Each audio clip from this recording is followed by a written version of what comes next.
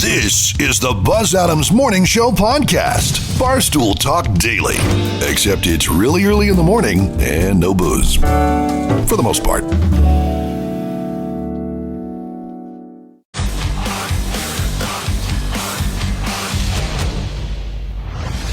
The Buzz Adams Morning Show, Monday through Friday, 5 to 10. KLAQ and KLAQ HD1, El Paso, a town square media station. Is it Friday yet? That's part of my job here as host, is to tell you what day of the week it is. My favorite day of the week is Friday. What day is today? Friday. You know what that means? I want to be a DJ. You do? Woo! Let's go to work. the boss. It's Friday. Of course, it's freaking Friday. It is Friday. Everybody got big plans for the weekend? A fantastic show. Let's get to it. Showtime. And we're back in 3, 2.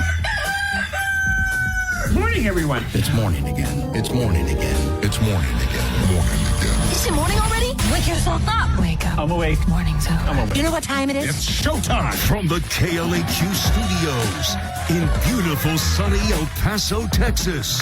It's time for the Buzz Adams Morning Show. All right, thank you and good morning. Thank you. Welcome everybody to the show for this Friday morning, as you heard there.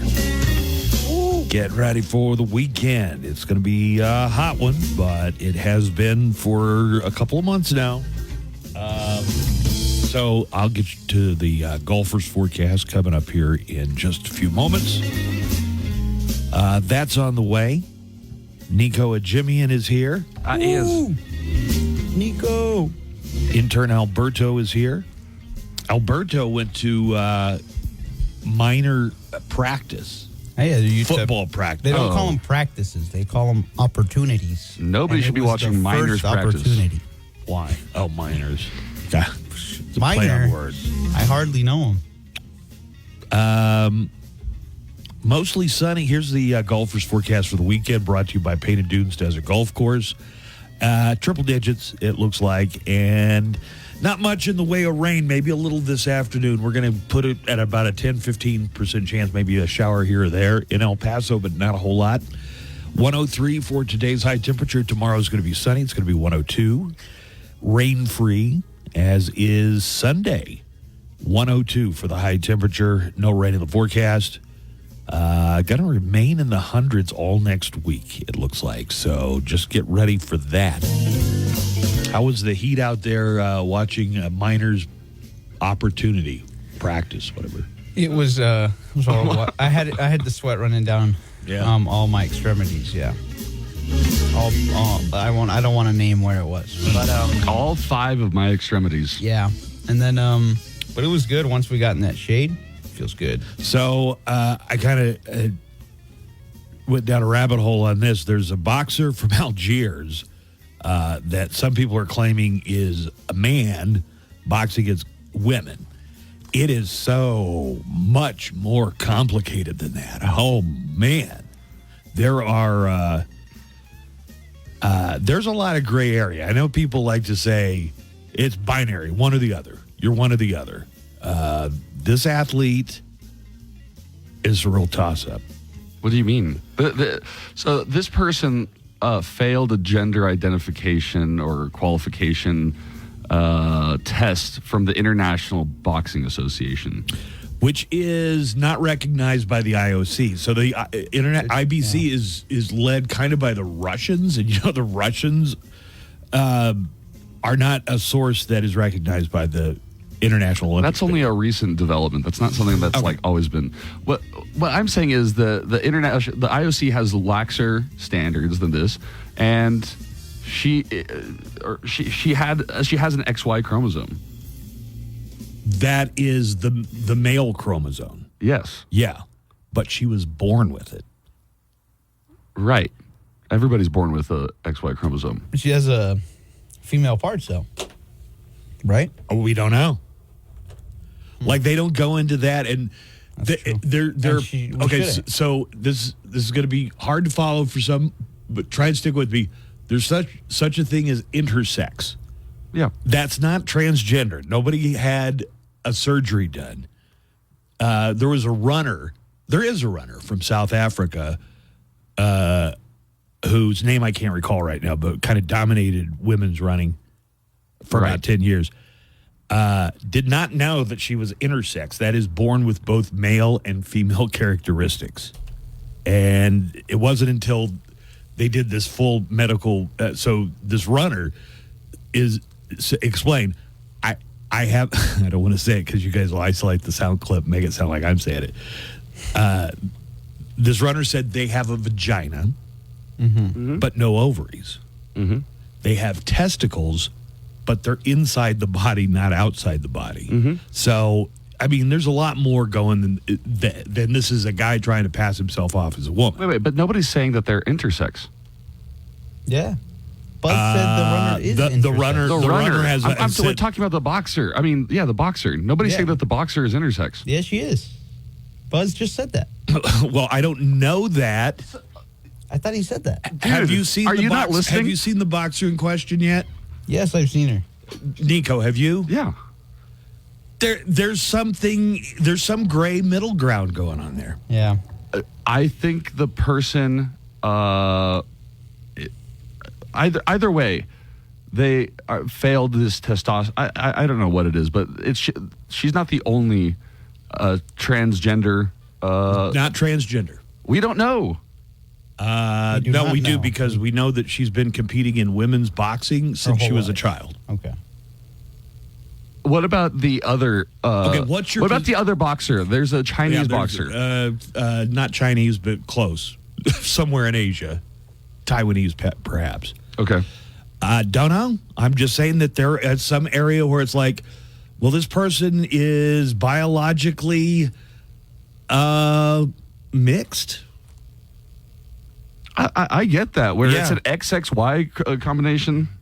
Those are very rare and far in between. Okay, it's not like it's something that comes up that often. Yes, but it so happens that some of these folks excel in a sport, and then you get a situation like this. So everybody's tweeting, keep men out of women's sports. It's hard to say whether this person has identified their entire life as female. Ever since they were a child. Yep. And like I say, I went down a real rabbit hole. There have been people who were born like a biological boy who was born without a penis. That's a condition that can happen, okay? Yeah, it happened to you. It happened to Nico. God dang it. And in the past, they would make a decision at birth. Oh, this child doesn't have a penis. We're going to surgically make a vagina. And then the person grows up thinking they're a girl until they hit puberty and their voice starts getting deeper and they start getting hair all. So there's a lot of different aspects to this. Is what I'm saying. It's a complicated issue. Do you disagree with that? I do disagree with it because ultimately, when the fighter from Italy decided to quit, okay, after getting punched in the nose a couple of times. Well, that's what happened is the punching strength in the other boxer is a lot harder. Hold on. It's called being better. No, it's not. Yes, it is. That's what and it is. So the people were saying that when a racer for track and field is transgender or might have hormones that are making them faster, it doesn't affect the other racers. It just makes them faster. In boxing, it's a safety issue. So when you have somebody that could potentially punch at 5 times above the normal punching rating, I mean that's a safety issue. So wait, she can punch 5 times harder than the other girls? Is that what they're saying? Yes. That's like them clocked them out. Like they clocked it at 5 times harder. Caster Semenya is the South African runner who we were talking about. Was born with sex traits from both genders. Do you know how they dealt with that about 5 years ago? I think they took her medal, no? No. Oh, man. They made her start taking, I want to say estrogen, but taking something that lowered her testosterone level. She had to take some kind of medication to get her testosterone. And I say her because she's a woman. Well, she's her. But she had to take some kind of medication to lower her testosterone. Do you get that? I do, but what do you think about the boxing? I mean, that's a punching thing where somebody's getting a hit. So you're saying somebody who is born intersex and has not gone out of their way to make themselves stronger. I mean, this boxer from Algeria, or Algiers rather, they're 2 different countries, Algeria and Algiers. has lost to women before. No one's saying anything then. Okay. What's that? Turn your microphone off real quick. Yeah, there's some kind of crackle on your mic, dude. You got to figure that out before we go on. Derek. Why don't they have hermaphrodite Olympics? I don't think it's a really rare condition. It is, but it's a condition that also can give somebody a distinct athletic advantage. It can. All right. Yeah. Okay. All right. So I did not expect you to come out on the J.K. Rowling side of this controversy. That's surprising to me. Boom, roasted. I don't know about roasting. I honestly think it's a good. I don't think it's anything about being a J.K. Rowling side, or I have no dog in this fight. I honestly just believe that it's an unfair physical advantage. Some women are born and they grow to be 7 feet tall. It's just the wide variety of when somebody's existence. height can influence it can in basketball. When it influences their hitting ability to hurt somebody else. That can be a question. Okay, now your thing is back on your microphone, dude. Now try it. Okay. Are you back? You see, it's still there. Now you're gonna just have to keep your microphone off today, man.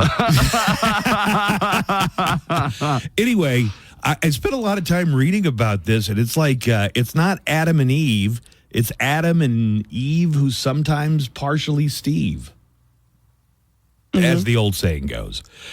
All right, so the Americans jumped all the way up to number 2 in the gold medal count yesterday, thanks to Simone Biles and others who took home the gold hardware for the United States. We'll have an update on that.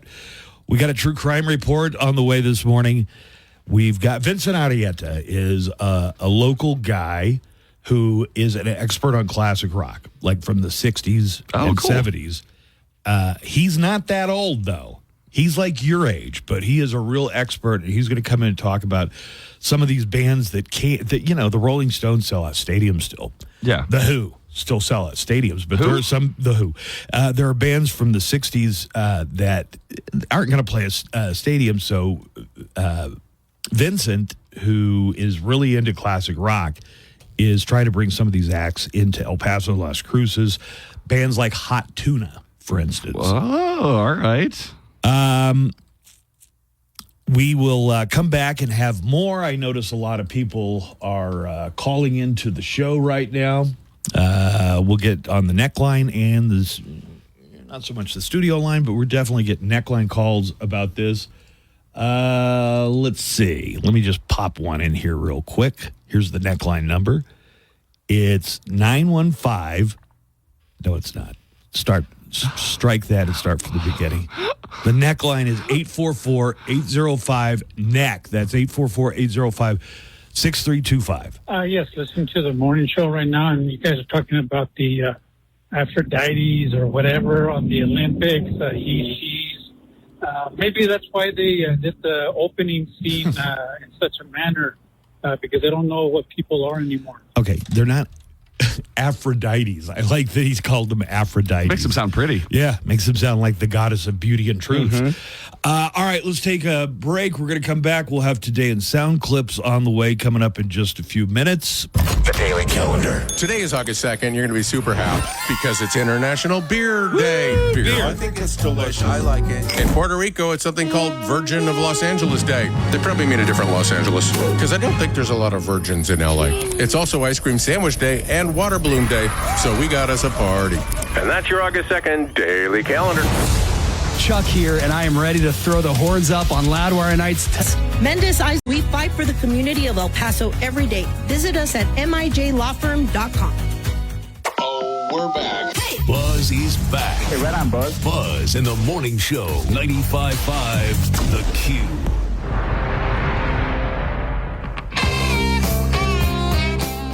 I got a chance to go through some of the phone calls that we've gotten since yesterday's show. Tracy is calling. He wants to apologize. Oh, yeah. Does it have something to do with his harsh criticisms of Alberto, potentially? It could. It might. I hope. Somebody thinks that my point system for the Olympics is a great idea, but has a few ideas for tweaks on my idea. Oh, okay. I mean, who's the winner at the Olympics? The team that has the most medals? The team that has the most gold? I think there should be a point system. And and this is debatable, 1 point for a bronze, 2 for a silver, 5 for a gold. And we're taking discussions. Yeah, I'm taking discussion on it. Yeah. We're still open to... I will appear in front of the IOC at a date of their choosing, and I will present my proposals to the International Olympic Committee. At the beginning of the show, you might have heard Ghost there being played. Because it's on Ghost. It is on Ghost, but that doesn't mean that was the Ghost song of the day, because we're giving away a lot of prize. By the way, if you reach over there, I got the winners from July Iron Maiden, all of the KLAQ listeners who won prizes during July Iron Maiden. Eric Martinez won the Senjutsu Deluxe box set from Iron Maiden. Ooh.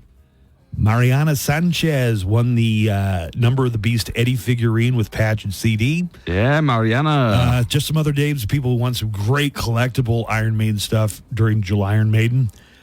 Cesar Herrera, Cinta Schneider, Eugene Zamora. Congratulations, everybody who won during July Iron Maiden, but it is now August.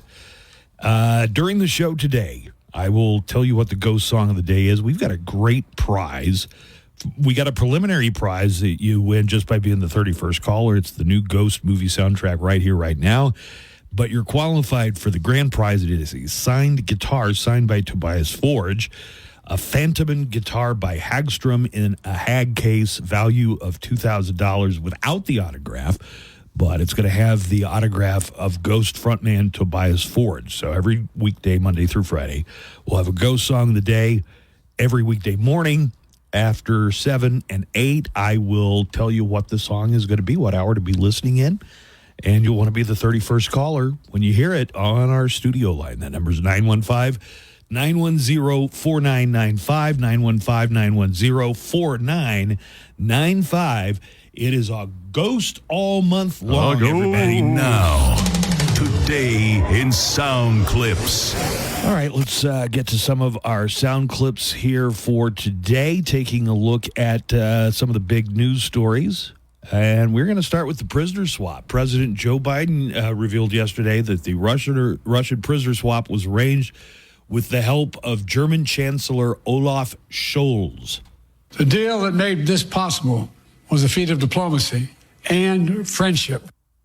So with a little help from Germany and a few other countries, including Turkey, this complicated swap was worked, setting Americans free, including American prisoners Paul Whelan and journalist Evan Gerskovich.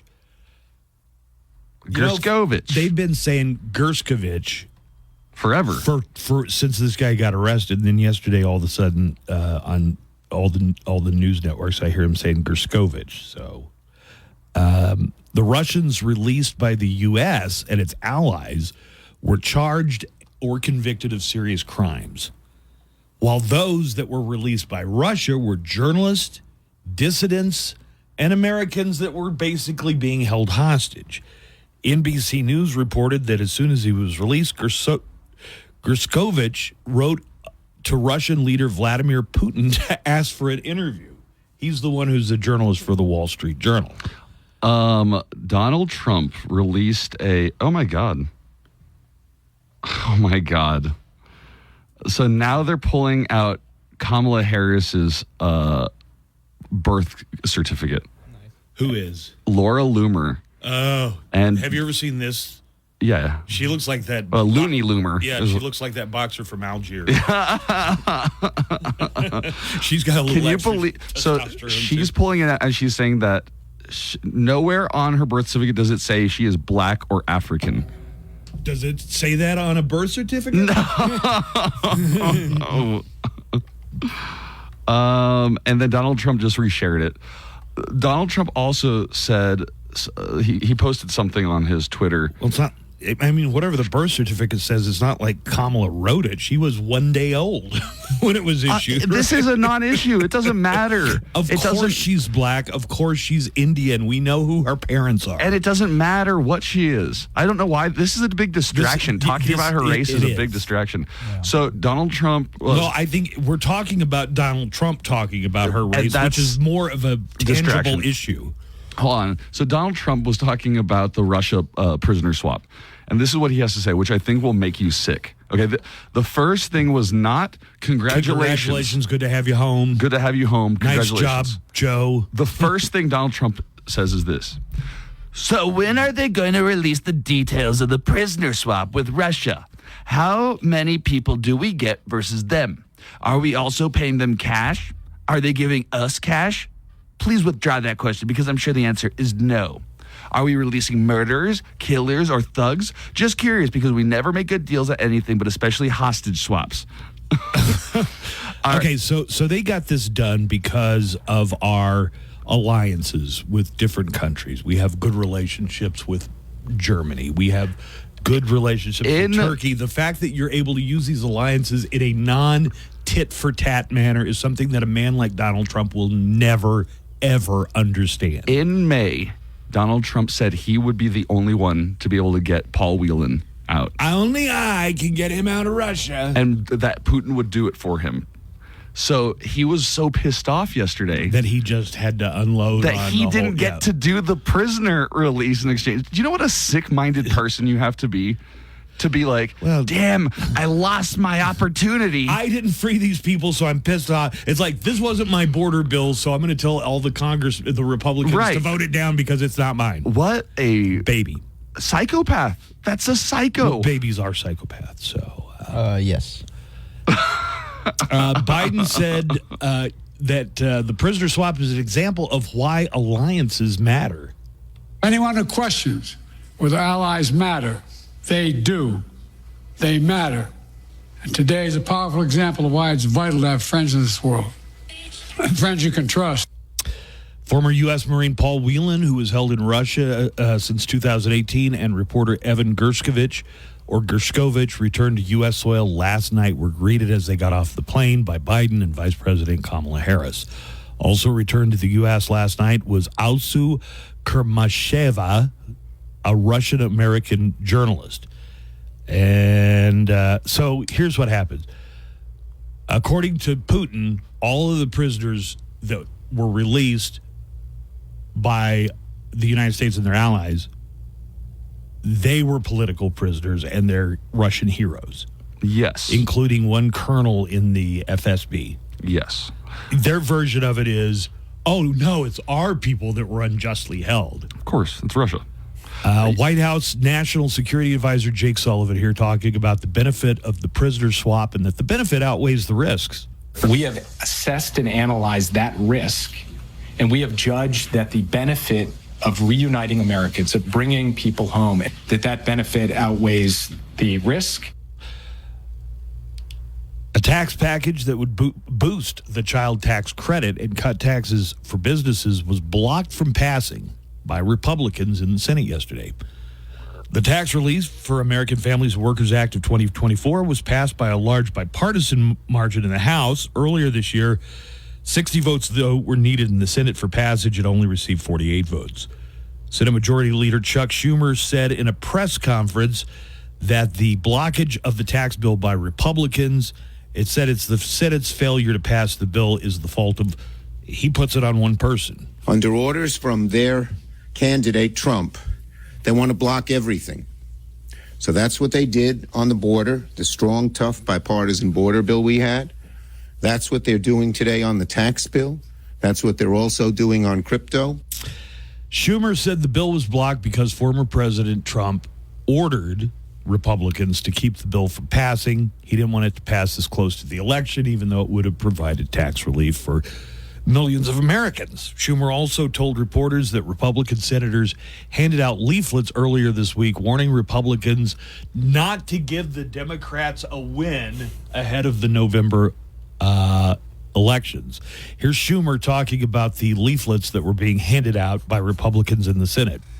Senate Republicans were handing out leaflets earlier this week saying how Republicans must not give in to a Democratic, quote, win before November.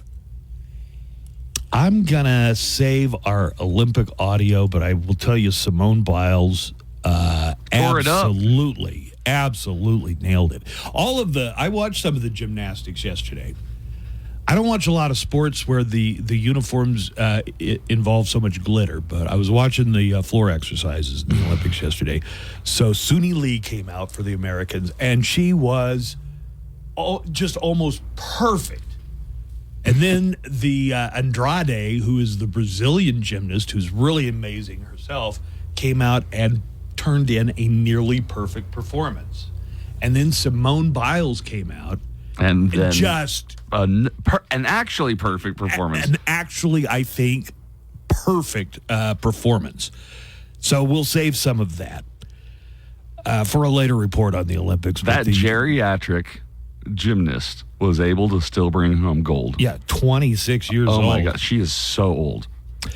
Hey, you ever stuck in traffic? Traffic's not moving real fast. You see a motorcycle just cutting the lane? Yes. and just driving in between the cars. I don't think lane splitting is legal in Texas. You don't think it's legal or illegal?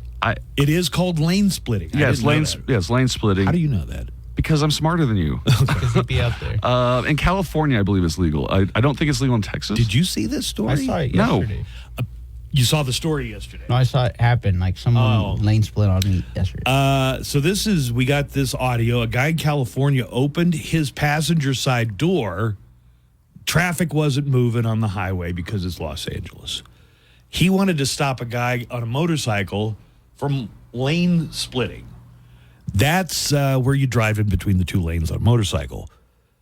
Luckily, the motorcycle guy saw it in time and didn't wreck into it. Oh, thank God. He politely informed the driver that he gave him a quick lesson in traffic law in California. So let's listen into the audio. Look. This is not a lane. Hey, while we're listening to this, so the guy opens the door. If this guy hadn't stopped, I guess he would have smacked right into the door. Look up. We need to know, is lane splitting illegal or legal in Texas? And if you have time, look up New Mexico. Look up New Mexico as well. Yeah, it's illegal in Texas. You can. Oh man, I knew it was illegal in Texas. So I can open my door and knock them off their motorcycle. Okay. But I see it happen here enough, and I think I've been with somebody in the car where they're like, "That person's doing something illegal." It is illegal. Yeah. How about New Mexico? Same. I just checked.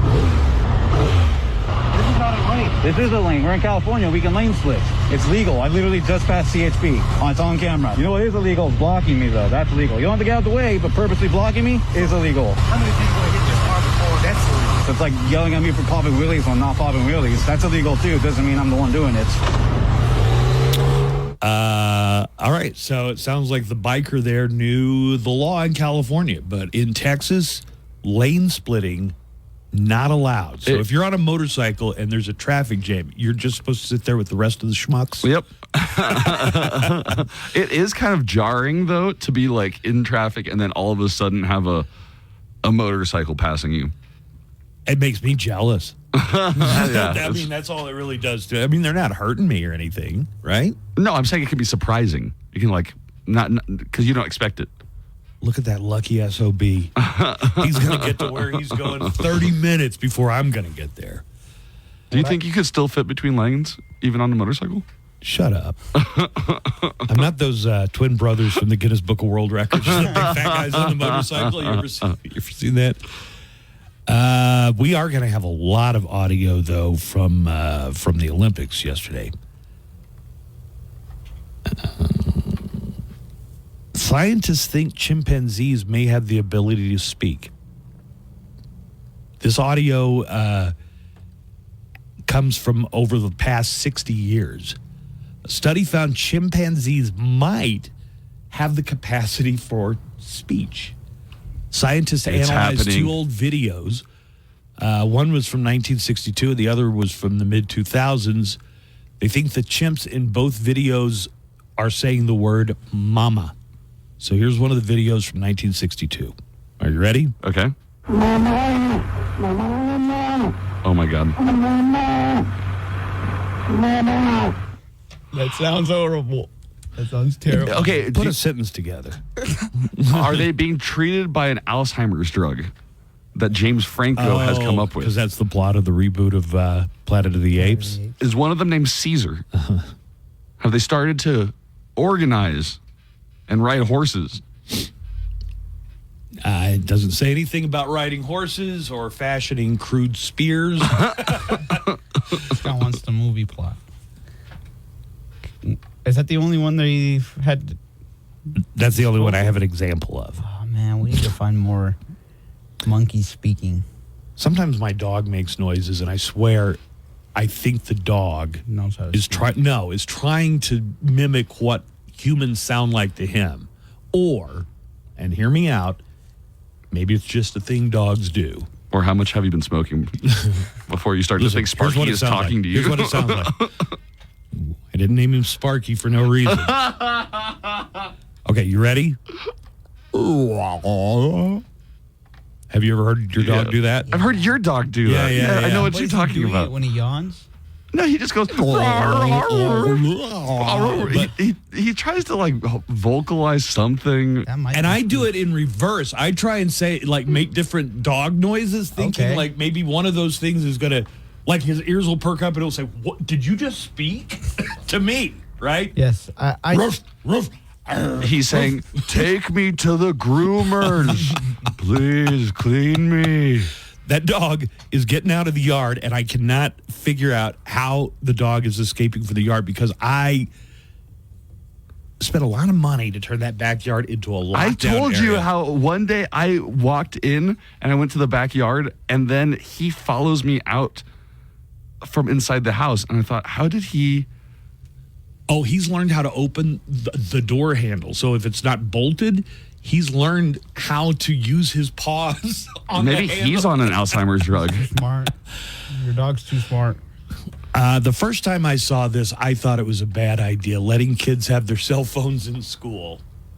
No, but everybody was on their phone. Nobody was paying attention to what the teacher said. Administrators at a Michigan high school are saying that the students there are actually enjoying a school-wide cell phone ban. Nice.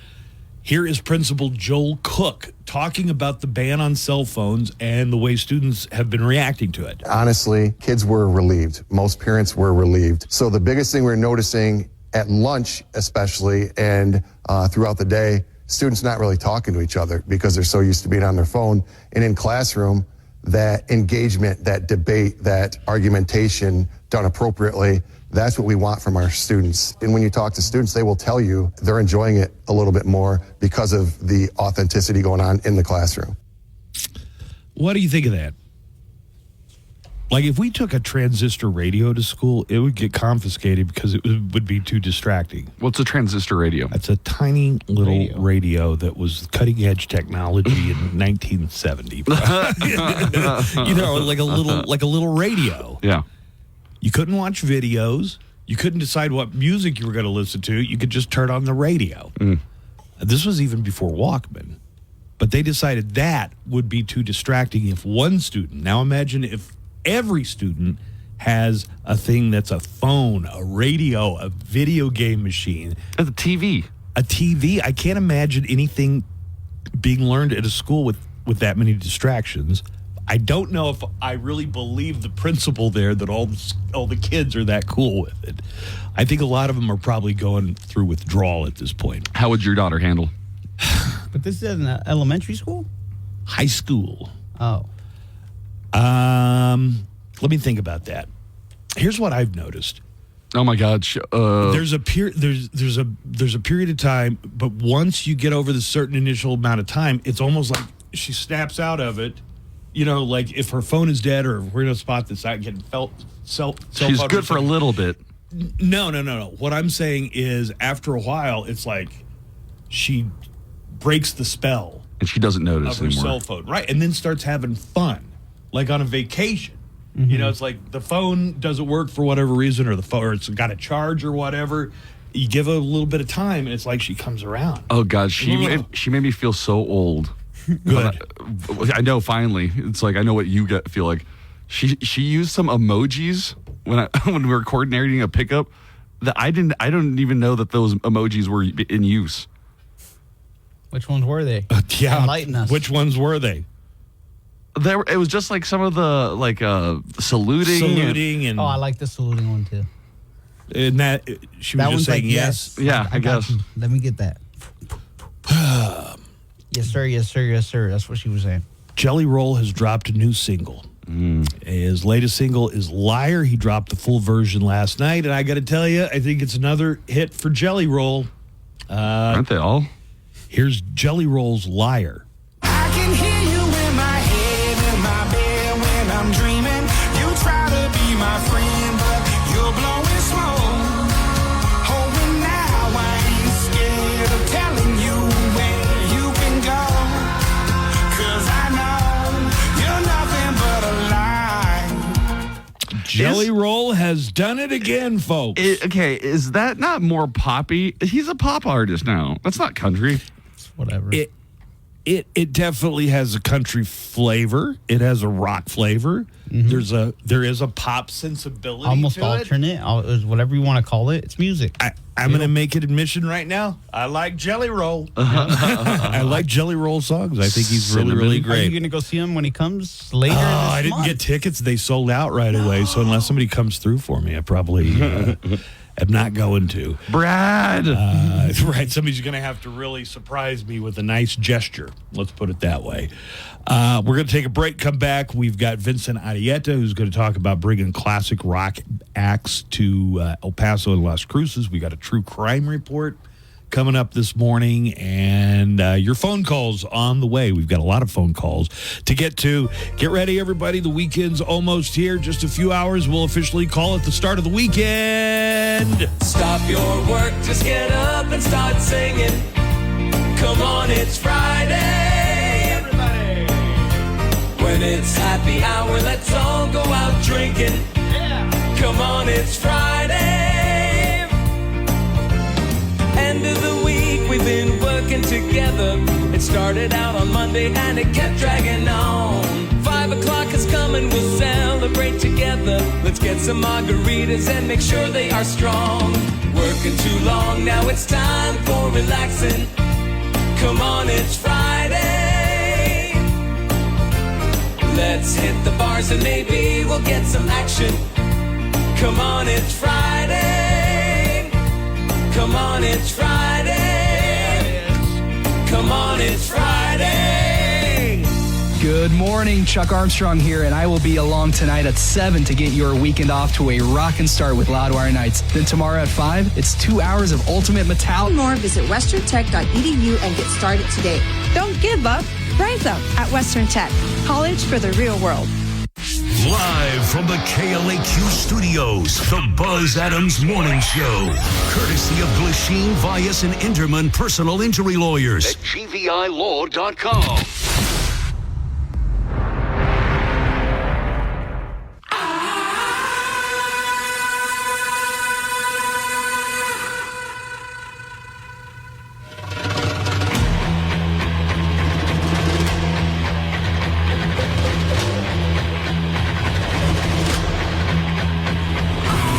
Have a great dining deal that is going to go live 10 a.m. this morning, just a few hours away.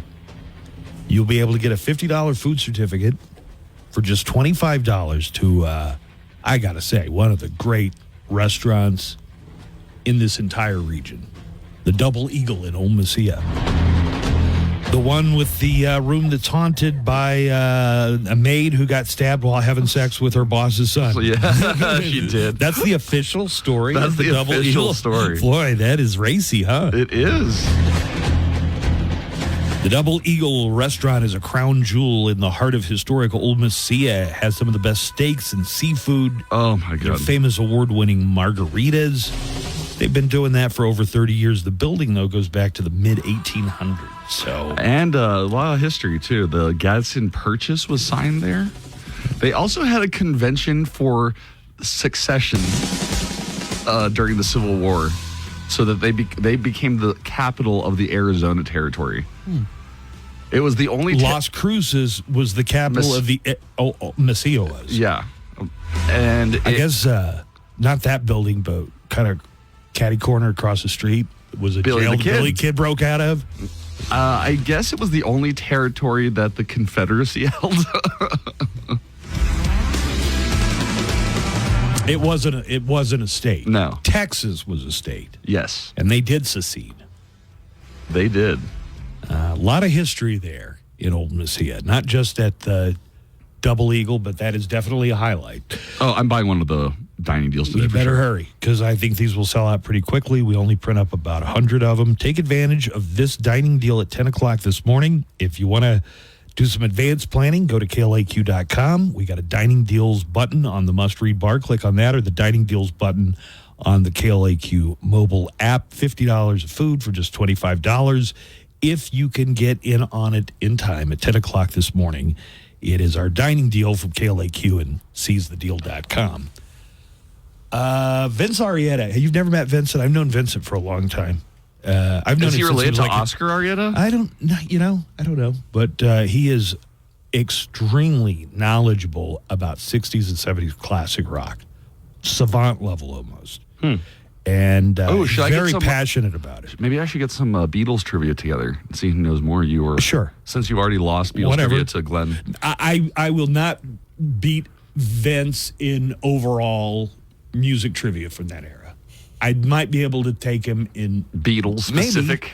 Maybe. Okay. I don't know, but he is kind of encyclopedic in his knowledge, and he's going to come by a little bit later. Police arrested a man who'd been on the run for 30 years. And they finally got him. They finally got him because he didn't have a reflector on the back of the bicycle he was riding. That's how they got Capone. I'm reading here. So let me play a little bit of it for you. It's an old man with a beard. He's riding a bicycle, not a motorcycle. It's broad daylight from the video. It looks like 1 p.m., And the 2 p.m. police pull him over on his bicycle to say, you don't have the rear reflector that's required in the state of Iowa. And I'm like, all right, that sounds like some ticky-tacky, penny-ante BS to me. But then I find out what the guy's accused of doing, and I was like, okay, no, Alberto. Alberto. I was like, if the cops pulled me over for not having a reflector and it's broad daylight outside, I'm probably going to give them a piece of my mind. You were basically like, oh, thanks for taking care of the real crime, police. I'm like, I would have told the police, I'm glad that crime is solved in this city, that you can now pull over people for not having a bicycle reflector in broad daylight. And then I'm like, do you really want to be on this guy's side? I said, well, let's find out what he did. And I found out what he did. You did not want to be on his side. I'm not on his side. Police arrest a man in Iowa. He is a fugitive from Wisconsin who's been on the run for 30 years. Listen to the local reporting from a TV station in Iowa. Listen to this. I'm sure you know that, but the man riding his bike isn't who he says he is. Can I get your Greg Stallings. Greg Stallings, his name? Greg. Pulled over for not having a rear reflector in West Des Moines, Iowa. All right, brother. Okay, a rear reflector. It's daylight outside. Yeah. Iowa must be a paradise when it comes to crime level. That the cops pull over people for not having a bicycle reflector in daylight. They thought he looked particularly dangerous. Well, that's profiling. He's got a beard. He's got a beard, and he's an old man riding a bicycle. West Des Moines, Iowa. All right, brother. Time to be honest with me, okay? So the info you give me comes back to a dead guy. Gregory Stallings is dead. After more officers show up, the man on the ground finally gives his real name. That part redacted, but officers are astonished. George Hartleroad has been on the run for decades. So he's not Greg, he's George. But George Hartleroad. So he never had to give his ID or name before this, and if so, did it work then? Why is this guy coming up dead all of a sudden? Why did they want his name when it's an infraction for a bicycle reflector? Well, we got to check. To write you the ticket. I mean, you look like a sex offender. Do you think maybe they check. had a tip? Like they knew more about this guy than they're letting on? Because it seems like most bicycle riders would be a little outraged if you got hassled by the cops for not having a reflector. and the sun is fully out, right? I don't know. Maybe it just gave them an excuse to pull them over or. Yeah, maybe, like I say, maybe they had an anonymous tip or something. None of us are mad at you. I'm just baffled that law enforcement has let you go for 30 years. Did you hear that? The cop, I'm just baffled that law enforcement let you go for 30 years. Well, do you want to know what he's accused of doing? It's bad. Just trust me, it's bad. Okay. Hartle Road took off from a Madison halfway house in 1995. He was convicted of holding a woman at knife point to perform sexual acts. Right. So when we get to that point, it's like, yeah, I'm rescinding my endorsement. I'm against police intrusion or over-intrusion, but not for this guy. Tying her to a tree, leaving her for dead, she was later found alive by 2 women. I'm delighted that he's been recaptured. I'm surprised that he was still alive. 12 News tracked down the lead investigator from the 1983 case in Chippewa County. Retired Detective Bill Glass plans to call the Iowa officers and thank them. This is what good police work is. When things don't check out, don't just give up. Keep digging. Isn't that amazing? That was pretty cool. But it sounds like if the crime happened in 83 and he took off from the halfway house in 95, he had probably already done his prison time for that, was on some kind of parole or release. Well, when you go to the halfway house, you're on your way out. Yeah, but if you can't abscond. You can't take off. Yeah, you can't take off. So in our app chat, and I want to remind everybody to download the KLAQ mobile app. That way you can chat with us directly in our app chat, and you can listen to the morning show wherever you are, not just in your car. DJ says Buzz saying he would give the police a piece of his mind is dripping full of white privilege. Absolutely. It's just slathered in it. You admit that. You freely admit that it's just white privilege. Yeah, the kind of stuff that I could get away with telling a cop, other people might not be able to get away with. I mean, I acknowledge that, but somebody's I can't do anything about it. I only use my white privilege for good. Not evil. Okay. Lizzie in our app chat says, Nico, it's funny because I'm listening to the KLAQ morning show on my transistor radio. Send a picture of that. Yeah, I would love please. to see it. Love to see it. That's great. Can you still buy it? You know what? I want a crystal radio. What's that? It's like supposedly it's really from your era. It's from the 30s. No? Crystal radio? Yeah. Crystal radio. I think maybe radios just had a crystal in them. God dang it. Is that mine? Wasn't me. Oh, Vince is here, by the way. Oh, keep an eye out for Vince. Well, we can wait. Vince, if you're listening, hold on. We'll get to you here in just a second. I don't know. Somebody. I just remember seeing commercials for crystal radios. Yeah, I think that was just part of all radios. Like you could build your own. You can make your own little radio. Yeah, they used to have kits and comic books. You could send off and make your own radio set. Yeah, I think that's the crystal one. Okay. What else, Nico, should we talk about today? Vince is coming in. We got a true crime report. Oh, cool. That was kind of a true crime story there. It was. But they finally nailed this guy, all because he didn't have a rear reflector on his bicycle. And it was the middle of the day. All right, so we're going to talk to Vincent Arrieta. We're going to talk about classic rock and some of the bands that might otherwise not come to this area, like Hot Tuna, for instance. We're going to find out more with Vincent Arrieta coming up in just a few minutes. Then we're going to have a true crime report on the way. Yay. Glenn interviewed Wes Scantlin of Puddle of Mudd. Oh, They're doing a free concert tomorrow at Fort Bliss, along with Adelita's Way at Freedom Crossing. So Glenn did the interview with Wes Scantlin. Are we going to play that? We're going to play that for you this morning. So we'll have that on the way. And if you want to know, you do have to have government-issued ID to get onto Fort Bliss through any of the gates. That's just one of the things you got to do. But the concert is free once you get inside Fort Bliss at Freedom Crossing. Let's take a break. We'll come back. We have a lot more of the Buzz Adams Morning Show on the way right after this. The Buzz Adams Morning Show, Monday through Friday, 5. Summer night, celebrate cold Yingling Flight. No matter how you celebrate summer, celebrate with an ice-cold Yingling Flight. Drink responsibly. Broadcasting from El Paso for El Paso. The Buzz Adams Morning Show on 95.5 KLAQ.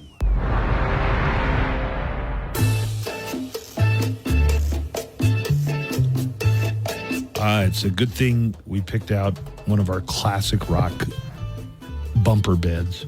because Vincent Arrieta, I was amazed the first time I met Vincent, probably almost 20 years ago at this point, right? 14 or 13 or 14, 50 years ago.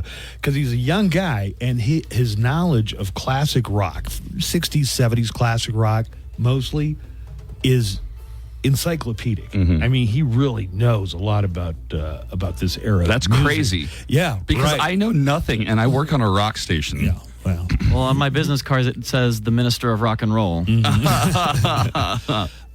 So let's talk a little bit about this concert. It's coming up in October. Hot Tuna. Hot Tuna. I think not like a very appealing name, by the way. No, is you it never though? had a tuna melt?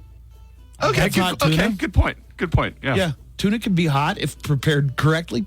They were a side project from Jefferson Airplane, and then a couple of guys from Jefferson Airplane just decided we're going to do hot tuna, and they've been doing it consistently since the 1960s or time Since off? 1967. 67. So that's 57 years, I believe. And it's folk side projects. It's the guitar player and the bass player, Jorma Kaukonen and Jack Cassidy, and they just play like this folk duo sort of thing. Okay, that so they do it for here's 55 where your years. knowledge far exceeds mine. Did they continue on as Jefferson Airplane and then Jefferson... What was it? Jefferson Airplane, Jefferson Starship, and then they just turned into Starship, and then just Starship. Well, right. when these two guys left Jefferson Airplane, so they did leave the band. They left the band, and then they continued as Hot Tuna. But when these two guys left, then the sort of like DNA of the band had changed so much that they said, well, let's turn into a different project. And then that's when they turned into Jefferson Starship, which was more poppy, more like Foreigner Journey kind of a thing. And then when their other guitar player left, Paul Kantner, when he left, then they just changed the name to Starship. I think that was for legal reasons, but each band is considerably poppier than the next. Is Grace Slick still alive? She is. But she's been almost like 85. reclusive, right? Yeah, she does her own thing in L.A. She's retired. She's a friend of mine actually knows her, but knows Grace Slick. Yeah, or has met her, I should say. But she's retired. She's been retired for about 20 years. She's in her early 80s.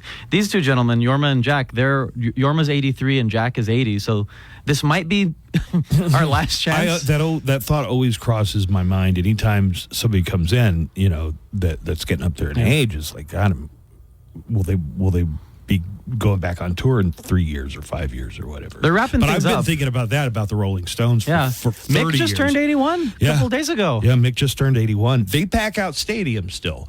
Hot Tuna isn't going to pack out a stadium, so where are you going to see them? They're playing at Atkinson Recital Hall at New Mexico State University up in Las Cruces, and they don't normally do rock and roll shows, but let me play. I think the song that I know how to play a little bit from them is an instrumental called "The Water Song." Yeah, it's one of their more well-known songs. So look. I have a suggestion too. If you wanna pull one up. What's that? Yeah. They have a song. They have an album that's just called Hot Tuna, and it's like this purple and orange album cover. And they have a song called "Know You Rider," which is an old like American folk song. Like CC Rider? No, it's like the Dead did it, and I think it's like a song that has no attributed author. Yeah, this is it. They do some blues numbers too. Oh yeah, it's like folk and blues and roots. San Francisco music, back then was just sort of like this experimental melting pot. Do whatever you want, man. Try it out. Yeah. You want to play flute and be in a rock band? You can do it. Want to be in a band called the Quicksilver Messenger Service? Take another hit. Oh of man, Sweet Air. Isn't that them? Yeah, that's Quicksilver Messenger. When you Service. all brought Jefferson Starship to the Street Fest back in 2018, David Freiberg is in Jefferson Starship at that point. It was like when he played that song, I was like, oh, this is for me. Yeah. It feels great. So these guys are still outperforming as Hot Tuna. They're going to be in Las Cruces, and you put this together. I did. Tell me about your group, your saloon group. Well, I started an organization called Hardin's Music Saloon because for those of you out there, you may have noticed that we don't get enough concerts in El Paso and in Las Cruces. If you combine El Paso, Las Cruces, and Juarez, that's 2.7 million people. That's bigger than Pittsburgh, and Cincinnati, and Buffalo, and Tucson, and Albuquerque, and Kansas City, and Indianapolis. We don't get nearly as many concerts as they do. Yeah. Those cities average 350 concerts a year. We average 60. Like, when's the next concert you're looking forward to, Buzz? Jelly Roll, but I don't have tickets for it. But I'm looking forward to that one. When is that? Jelly Rolls in September, I think. And then like Mastodon, Lamb of God, that's at the end that's of in August. Like Yeah, that's August. So we get concerts every 3 weeks that we look forward to, and every other city gets 2 concerts a week. Oh, who's the guy that that is also a fencer that said that he was going to be fencing? Bruce Dickinson said he would fence with you on stage the next time Iron Maiden plays in this area. That's pretty cool. That's like, that guy's a Renaissance man. Yeah, he sounded cool. Pilot, did you come up with some classic rock trivia? I did. Is it stupid or intelligent? Look, you're never going to be happy with the trivia you get, especially when he loses. It's like he blames it on the questioner. No, you know what? I defer though to Vincent. Vincent's knowledge. I know a lot of quirky things, and I do like some of these bands that like Hot Tuna, Canned Heat. And, bands like that. Speaking my I language. dig. Yeah. I got good questions, I think, though. All right, go ahead. Let's. Oh, you want me to start? Let's try it. Yeah. You need a timeout? Really quick, I just wanted to say that you can buy tickets for Hot Tuna at All That Music in El Paso, at Hubbard's Music in Las Cruces, or online at ephardens.org. And that's where you can get more information about the organization. And that's your organization, ephardens.org. Who is a dream act that you would like to bring into El Paso? America. Yeah. Are those guys all still together? I thought part of them became like a Christian band. One of them left and became a Christian music. the He lead just passed singer, away right? recently, Oh, right? did he? Wait, well, all 3 of them sang, and Dan Peake was one of them. But the other 2 guys are still in the band, and they still tour. And So I almost got them a couple of years ago. I did not have the funding at the time. So if there's any businesses out there who want to contribute, want to partner, up, ephardens.org, HARDINS. You can sponsor a concert. And nice. Is Chicago still together? They are. Yeah, Chicago's takes out like a 14-piece orchestra. Yeah, it's 3 of the original 7 guys. The main keyboardist, singer, and then trombonist and trumpeter. Who's the singer? Robert Lamb. Yeah, plays Robert Lamb. Piano and wrote all the songs and sings. But let's do some trivia. All right, hit it. The more obscure, the better for this one. All right. Okay. Question number 1. Which band was originally named the New Yardbirds before settling on their iconic name? Well, Vincent seemed to. Vincent, did he hit the bell? He knew to do that? There's a bell right here. Okay, that's a good question. Go ahead, Vince. It's Led Zeppelin. I guess, was Jimmy in the Yardbirds? He was in the Yardbirds. He was in the Yardbirds when Jeff Beck was playing guitar with the Yardbirds. Jimmy Page was like their second guitarist. What a duo. Jeff Beck and Jimmy Page. Yeah. And then when Jeff Beck left, Jimmy Page was their only guitarist. So who made the comment when they talked about getting Robert Plant to sing? And we know this guy, Bonzo. Who was the one who said, "Oh, that's going to go over like a lead balloon or a Led Zeppelin"? It was Keith Moon from The Who. Keith Moon from The Who. Oh, that's cool. Gave them the Led Zeppelin moniker. Yeah. Like a lead balloon, Jimmy Page said, or like a Led Zeppelin. And then he was like, oh, that's pretty good. And then they decided to take out the A from lead because they thought Americans would say lead. Oh my gosh, Very that's smart. hilarious. This guy's awesome, man. That is some great extra trivia. He gets the point. All right. All right. Ready to ring in? Yeah. All right. Who played the guitar solo on the Beatles song "While My Guitar Gently Weeps"? George Harrison. White one. Yeah. No. That is false. Oh, wait. Was it Eric Clapton? It was Eric Clapton. Oh. That's one of those like your brain is so Wait, fast. no. I'm sure George was playing. George some wrote of the the song and he played was guitar, playing- but the solo is Eric Clapton. The solo Did you is ever Eric Clapton. see the tribute to George Harrison where Prince got up on stage Oh, yeah. with his That's- son Danny? Listen, Prince, who could play a dozen or more instruments, he could play every instrument. in the Prince is band. legitimately one of the A most genius. talented Yeah. human beings who's ever lived. So he's playing Marcelo. this For a friend of solo for "While My Guitar Gently Weeps," and in the background you see Danny Harrison, George's son, and his mind is just like you can tell he's like, "Oh my God, this is mind blowing." Yeah. At the end of the song, Prince throws his guitar into the air. And it never comes down. Who knows what happened to it? But he Somebody just had to tosses catch it. I don't know. Or it had strings on it, but it was just an incredible. Look that up if you want to be just amazed by the raw talent. All improvised, yeah. It's just pouring out. Go ahead, Nico. All right. Get your bells ready. Which song did Bob Dylan reportedly write in 10 minutes? And then it became one of his biggest hits. 10 minutes. Whoa, 10 minutes. He wrote this song in 10 minutes, and it became his biggest hit. One of his biggest hits. Times they are a-changing. Probably it. Nope, that isn't correct. You get a shot at it, Vince. I was going to guess. This is a total guess because Bob Dylan very famously, he once said that when he wrote Tangled Up in Blue, it took him 5 years to live and 2 years to write. I'm going to guess and just say All Along the Watchtower. Good answer, but incorrect. It is Like a Rolling Stone. Okay. Have you 10 minutes. Can I tell a quick story really quick? Go for it. Bob Dylan is one of my heroes. Him and Todd Rundgren are like my favorite musicians who have ever lived. We all know that Bob Dylan was effectively crucified for having gone electric because he was a sacred folk artist, and then he started making rock and roll. An electric guitar, and people booed and left. Right, and there's a video of him there's audio of him in England. His very famous bootleg where someone yells out "Judas," and he tells the audience, "I don't believe you. You're a liar." And then the audience is just booing him and heckling him, and he turns to Robbie Robertson and he says, "Play effing louder," because he knew he was doing the right thing. And sometimes that takes courage to know that even though everyone says you're doing the wrong thing and you know you're doing the right thing, to just keep doing it. All right, your next question. What was the inspiration behind the name of the band Lynyrd Skynyrd? Did I beat you on that? You did I beat me get to to that it, first? yeah. They had a high school teacher, principal, somebody at high school who was always on their case because they had long hair, and his name was Lynyrd Skynyrd.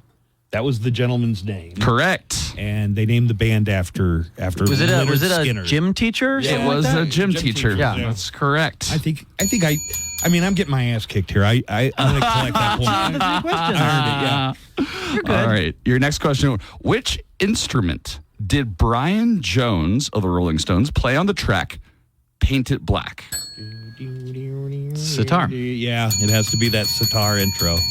You can play it on guitar, but it does not sound the same. He played so many instruments. Like one of my favorite things about any Rolling Stone song ever is the marimba part on Under My Thumb. Dung, dung, dung, dung, dung, dung, dung, dung, dung, dung. That's him playing marimba. That's him. Oh, that now, song is he the one who died in a swimming pool accident? Yes, he's part of the 27 Club. Yep. He was removed from the band because he was losing his faculties, and then he was he abusing substances? Yes, he was abusing substances tremendously, and he was 27. You know what is a classic rock biopic? And I think some of them have been great, like the Bohemian Rhapsody I thought was really good. The Elton John one I thought was fine. They need to do a Sid Barrett biopic. That'd be interesting. It'd be sad. The history, it would be so incredidly sad, especially when he would show up randomly at the studio and the guys, Waters and all these guys would say, Jeff Gilmore would say it was him, but it wasn't him. So he really blown his mind out on a lot of psychedelics. The story was goes. so traumatic for them that's sort of the inspiration of their entire body of work. Yeah. Like everything from Dark Side to The Wall is just them sort of reckoning with having witnessed their friend go insane. And Sid, I mean, lived a fairly long life. I think he was alive as 20 years ago. About 20 years ago. So he, he was in his 50s. Mm-hmm. Wow. I got a couple songs. I got just two more questions for you guys left. What was the first single released by the Rolling Stones in the UK, and which song did they cover? I think you beat me by a millisecond. Wait, is that two different questions, or is that a single question? It was a song that was also a cover. It was a song. It was their first single, and it was a cover. Okay. This is a little bit tricky because I have two songs that come to mind, so it's a 50-50 thing. Okay, one of them is... I was going to say their first song that was a hit was Time Is On My Side, and that's a cover.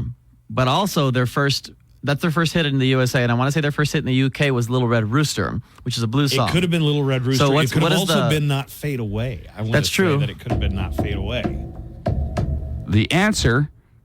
Come On by Chuck Berry. That's true, right? Because that song didn't chart, so we don't like. It was their first single release. It but was it not wasn't a hit. Right. It was not. We were thinking along the lines of a hit. So. Because the Rolling Stones have so many songs. Right, I can imagine.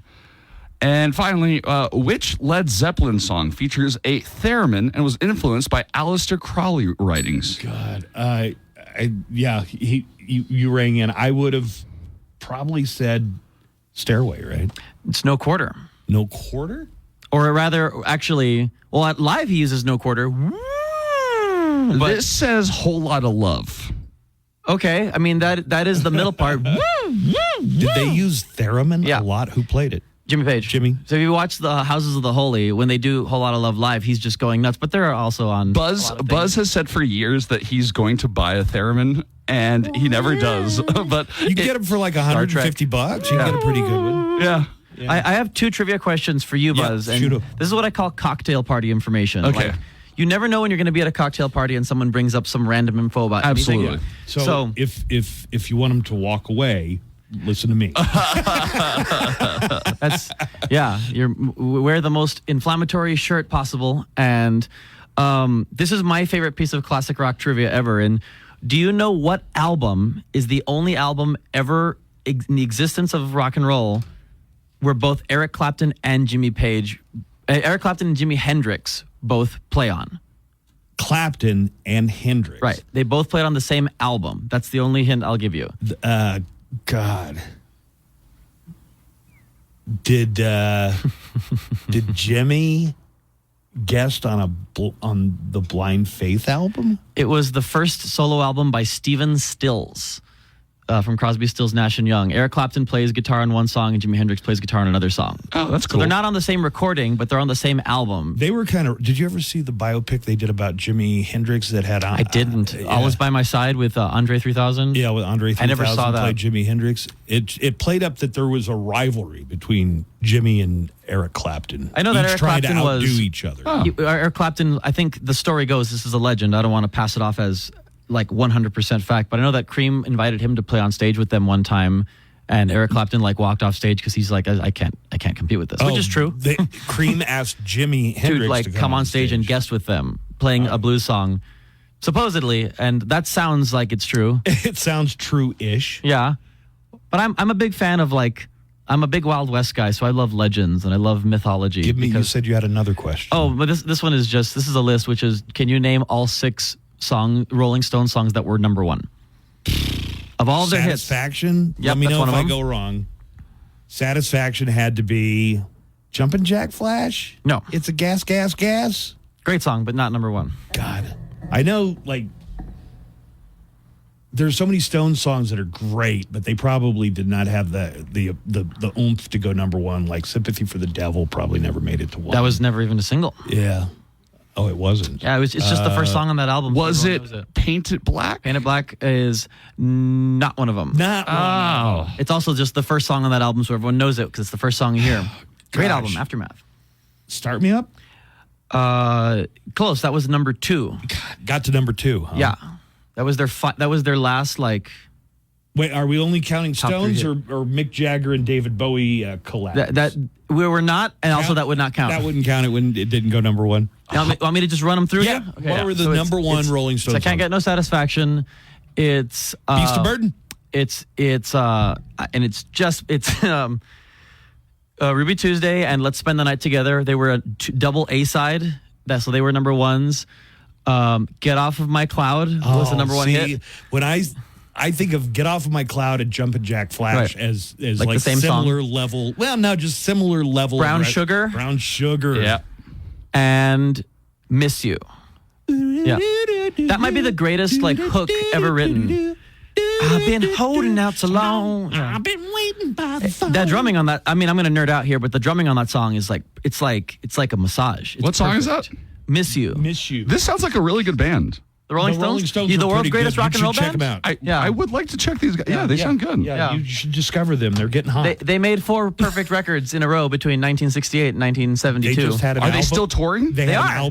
an album and tour this year. In their 80s. Called something... Hackney Diamonds. Hackney Diamonds. And it's pretty good. There's a song on there called Mess It Up. Y'all should add that to the rotation. It's a good song.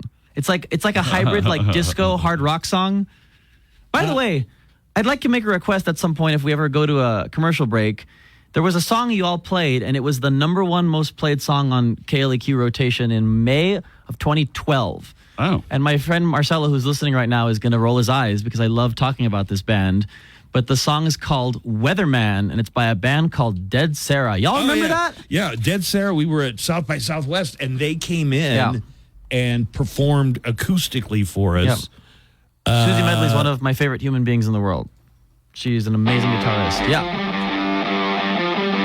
This is one of the bands that we met and spent time with at South by Southwest. This riff is perfect. This could have been a Led Zeppelin song.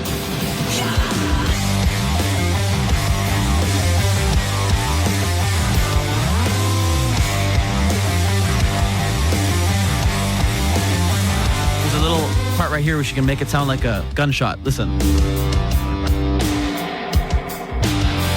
Love that.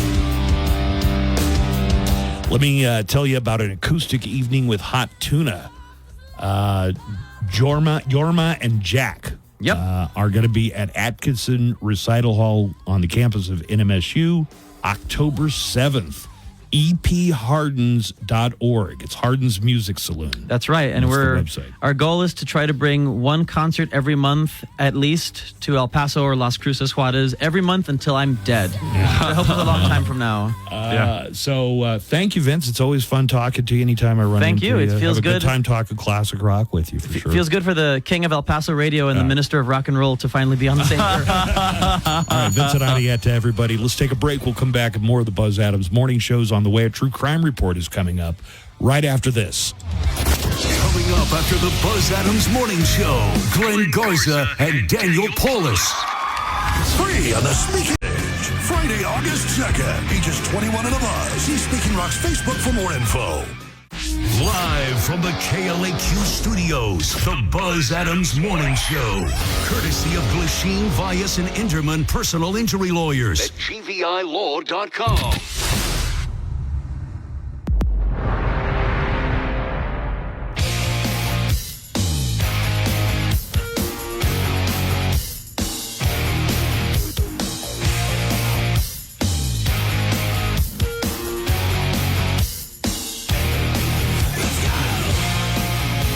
Knock, knock.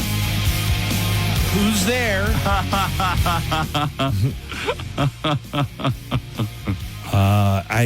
We got a true crime report we're going to get to here in just a few minutes. By the way, I really do like Vincent. He is super passionate about the music, and he teaches music, and it's just I love seeing a guy as young as Vince who's so into music that's made by people who are now getting into their 80s. Yeah.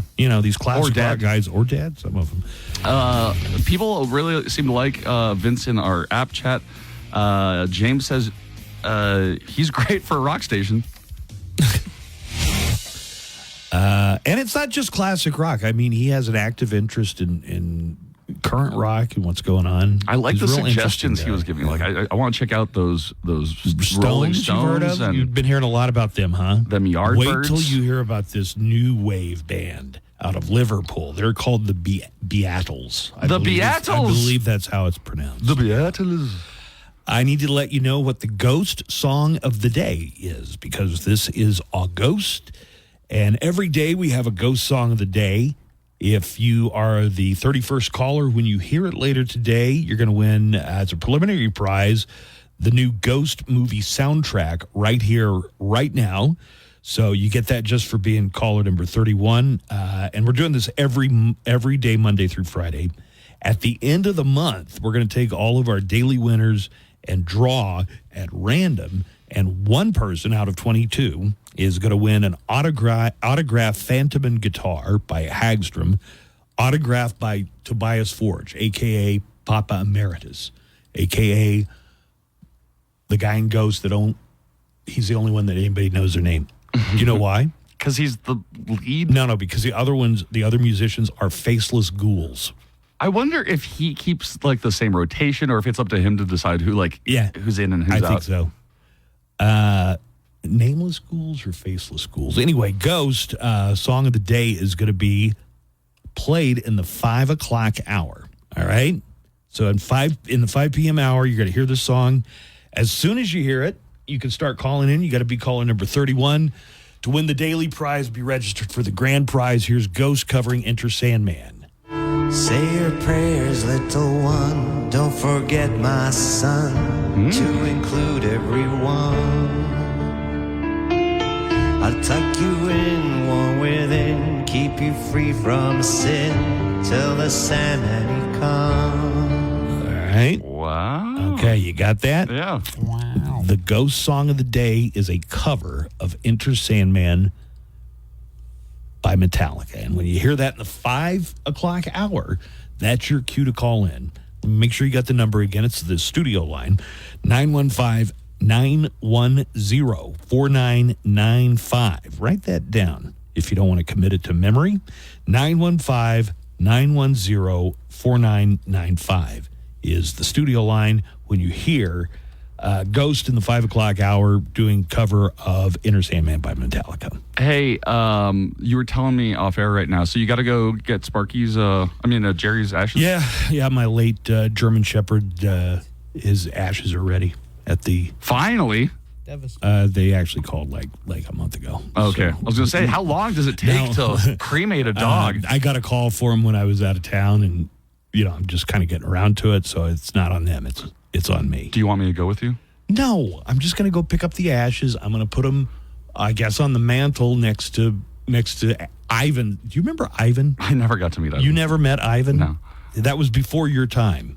Do you want to go spread them somewhere where he liked to play, or what? The backyard? That's the sound of the police. That's the sound of the beast. Actual crime stories from around the world and across the nation. It's our true crime report. Yes, the Florida Man game is coming up today. Woo!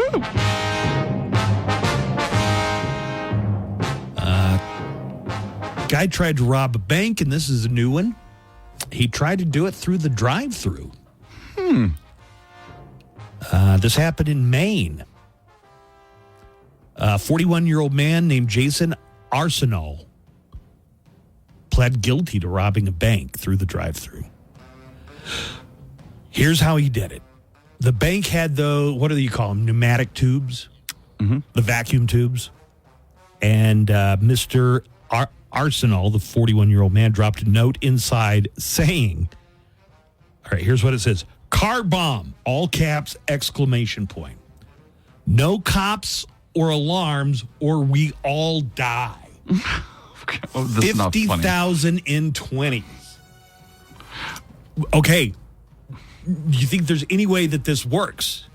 It worked. Really? Yeah. Maybe they have a policy. Like, maybe banks just have a policy that says, like, if you're threatened, yeah, but money. You're out in the car. Blow your car up. I'm in here. I'm inside the bank. Man, robbers are getting lazy. Yeah. I'm surprised to say that the teller complied and somehow managed to get $50,000 in 20s into the tube. That's $2,520 bills. It's unclear if it fit all at once or if they had to send it because it has that little canister that goes through the tube. Do you need right? 40 canisters? As soon as the man, Jason Arsenal, got the cash, he drove off. He got away with it for almost a week. Oh, my gosh. It took 6 days, but police, using surveillance footage, were able to track the man down and arrest him. He confessed. And he showed police where he had hidden the loot. He is facing up to 20 years in prison and a fine of up to $250,000. But a note through the vacuum tube at the drive-thru of a bank. That worked. And the teller did it. Like, got the money. You'd think a supervisor might step in at some point, right? Hey, what if this guy doesn't really have a car bomb? Well, I think that's why they probably have to give him the money, because you never know. You never know. What if he did have a car bomb and he blew up? I got a vault. I'd be like, everybody get in the vault. This guy might blow his car up, but probably he's not going to. Yeah, but there might be some cars next to him with kids and families, and I would have called his bluff. You would have just said, "I play poker, sir." Yeah, I play poker, and I can tell you're not holding anything. Hey, see the bomb. Hold it up. I can't hold it up. Let me see the trigger. San Diego Comic-Con just wrapped up, and there are a lot of jokes that go around about Comic-Cons. It's like, this is the only big convention where nobody ever pays for a hooker because they're nerds. Oh, yeah. Okay? Yeah. Not a laughing matter here. 14 people were arrested for sex trafficking at San Diego Comic-Con 2024. Oh. An anti-human trafficking sting resulted in 14 arrests at Comic-Con, the Comic-Con. Wait, so you're saying this was known before already? That the nerds bang? These Comic-Cons, they buy hookers all the time? No, the joke is none of these people have ever had kissed sex. a woman. Okay, so there's so there's no way they would buy hookers. Right. If you go to any convention in Vegas for anything, or a huge sporting event, like hookers flock to that area from all over the country. How do you know this? You see them. Also, what's the big tech show that they have in Vegas? Consumer Electronics Show? CES. Same week as the gigantic porn convention. Convention, yeah. Police worked both sides. They went undercover as sex buyers and also posted fake ads selling sex in order to catch would-be buyers. In addition to 10 arrests, 10 victims were recovered and offered support services. The 10 victims, 9 adults and 1 16-year-old. Oh, my God. Here's what California Attorney General Rob Bonta said. Unfortunately, sex traffickers capitalize on large-scale events such as Comic-Con to exploit their victims for profit. San Diego Comic-Con draws about 100,000 people every year. Were you unaware, like a big event like the Super Bowl, there are going to be prostitutes coming in from everywhere for that entire week leading up. Right. Like that's their Super Bowl. This is the Super Bowl for nerds. And for hookers. Police in Nebraska are looking for a forgetful person who returned a rental car. He left a little something extra behind. A little tip? 9 pounds of meth, if you consider that a tip. A big tip. Local police probably are going to have some info on who it was that rented the vehicle, but they're also inviting whoever left the meth to fess up and turn themselves in. In a post on social media, Nebraska police said, "Feel free to stop by the police department and speak with Officer Marquez. He's more than happy to collect your information and take you for a short walk across the street to visit the beautiful Hall County Department of Corrections." There's also a photo of the 9 pounds of meth. But it is unclear if anyone has been arrested yet. This has happened once or twice in El Paso. A news station had to report on their own anchor breaking somebody's nose in a fight. That's happened here? Yes. I've seen a few cases where a local anchor gets arrested, and then, so I'm not going to bring up any names. John Purvis. No, John just retired. Did you know John retired yesterday? I know. Okay, that's why he was on your mind. Yeah, right? it was. So it's the female anchors that got in an altercation. This is what happened in El Paso. Got in an altercation in a parking lot. A car antenna was involved in a... Okay. Anyway, the female anchor sat there while they're doing the story about her and just And sits she there can't while report on it. I guess. So that has happened in El Paso at least once. But we're talking about Bryan, Texas here. Heather Kovar has been a weekend anchor at KBTX in Bryan, Texas for about a year. Bryan is very close to College Station where A&M is. Your mattress KBTX ran a story about it Tuesday. They didn't give a lot of details, but the competing news station revealed everything that Kovar, the anchor, had broken her boyfriend's nose in a fight. Oh, my God. They were arguing at a Tex-Mex restaurant in Bryan, and apparently Heather, had a few margaritas. They left and went back to her apartment. A physical altercation occurred. She allegedly punched her boyfriend in the face 12 times, bit his arm. Oh, wow. Scratched his other arm.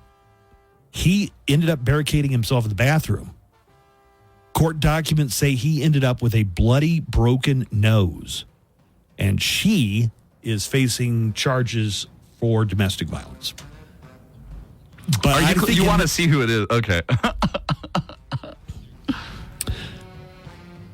It doesn't say anything about the boyfriend fighting back or defending himself, just that he barricaded himself in a bathroom. Wait, you would fight back? No. I'm just commenting that it doesn't say anything about the boyfriend. I mean, at some point, you kind of have to put up. Yeah, but I don't counter jab right. I don't counter jab right into the nose.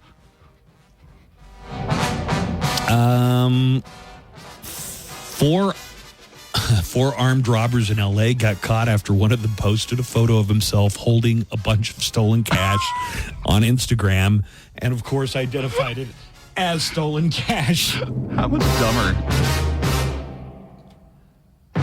You know, as I'm remembering, I think I got a few audio stories before we get to the Florida Man game. Oh. Florida Man great game is going to be really, really good. A 22-year-old man in Seattle tried to steal a fire engine.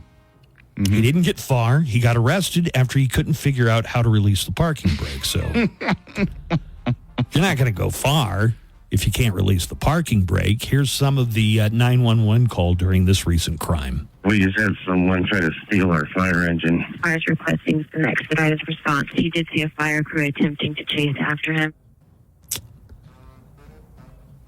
Those things are pretty complicated to drive, to the point where driver is a position in the ranks of the fire. Oh, the person who drives the truck, it's not like you just take turns doing it? No, it's like a driver is the rank you get. Now, if you're the driver, do you also have to get out and fight the fire? Yeah, you do. All right.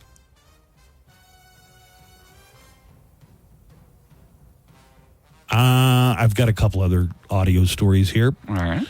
Authorities in Tennessee say a store clerk stole a $1 million lottery ticket from a customer.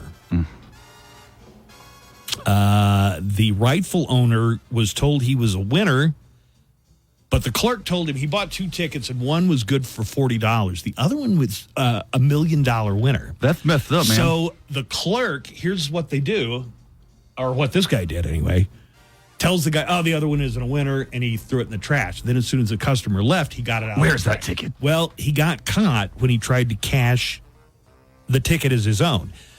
The lottery officials say there was something suspicious. And after they asked a few questions, they were able to figure out that the clerk had stolen a customer's $1 million lottery ticket. Here is Tennessee Lieutenant Detective Steve Craig kind of explaining what happened. If you scratch off the front barcode, it'll tell you if it's a winner or not, regardless of whether you scratch off everything showing how much you've won. He threw it on top of the trash. As that gentleman left, he took the trash outside. And if you follow him on the camera, you can see him grab the ticket, put it in his pocket. He went to the Tennessee Lottery Commission to claim the ticket as his own. And through their normal line of questioning, there were enough red flags for them to say, hey, you need to get all your affairs in order and come back to us, and we're going to hold on to the ticket. That is messed up. I wonder how many times a scam like this has been pulled. For something less than $1 million, maybe. Or Also, is it suspicious if you work at a convenience store that sells lottery tickets, if you win the lottery? Are they automatically suspicious? I don't think anything says they can't play. I don't know if it does or not. I can't compete in contest on this radio station. Do you think so? Can dealers at casinos play the games on their day off? I'm sure. Yeah. No, I'm not. I wouldn't be 100% confident in saying that. I don't know. I think it would draw the attention of the pit boss. It's like, what? Hey, what are you doing here, Steve, on your day off? I just picked Steve as a name. Why are you here on your day off? Kind of. Why don't you go to another casino? Trying to relax.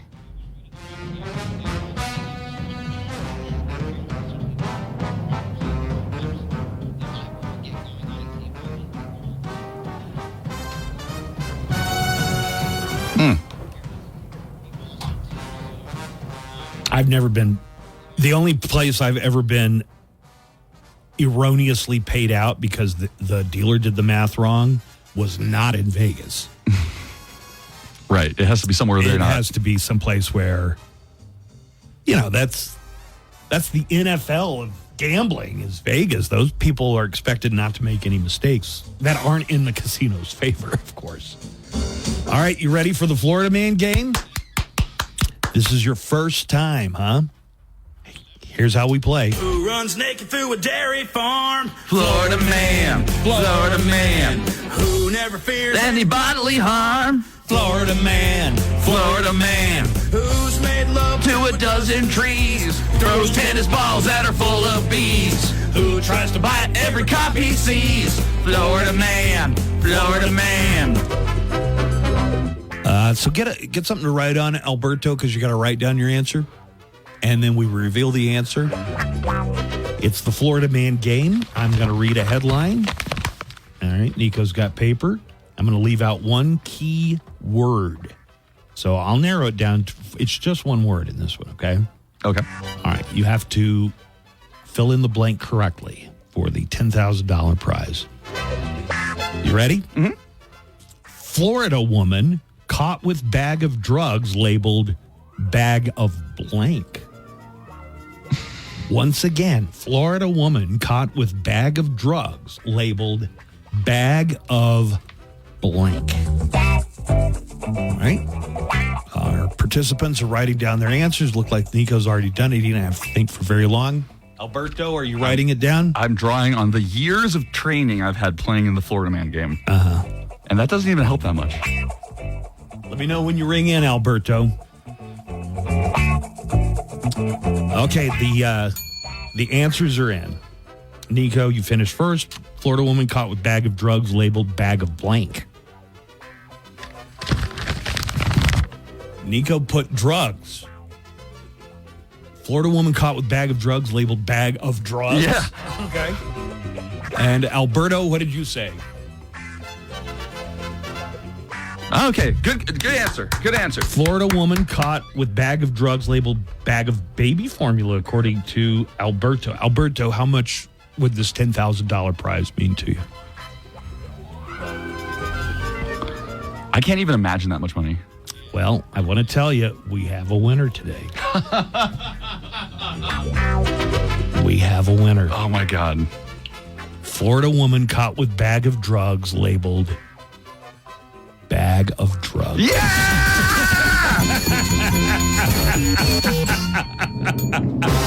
Yeah! Woo! Nico, what are you going to do with all that prize money? I'm going to Disneyland with a bag of drugs. Stay with the theme. Go to Disney World. It's right. You've heard about creative ways people have tried to stash drugs. There are all kinds of different ways people do it. I don't need to go through the list here. No. Police in Florida pulled a car over on Saturday when they saw the driver wasn't wearing a seat. God, wouldn't that tick you off if you got arrested for a felony and it was because the cops noticed you weren't wearing a seatbelt? Yeah, I would be pissed. Not wearing a seatbelt during the traffic stop, they noticed that the passenger was rearranging things in a suspicious manner. The 41-year-old woman is named Lauren Riley. Police spotted drug paraphernalia, so they launched a full search of the vehicle. Inside Lauren's purse, they found a bag labeled bag of drugs.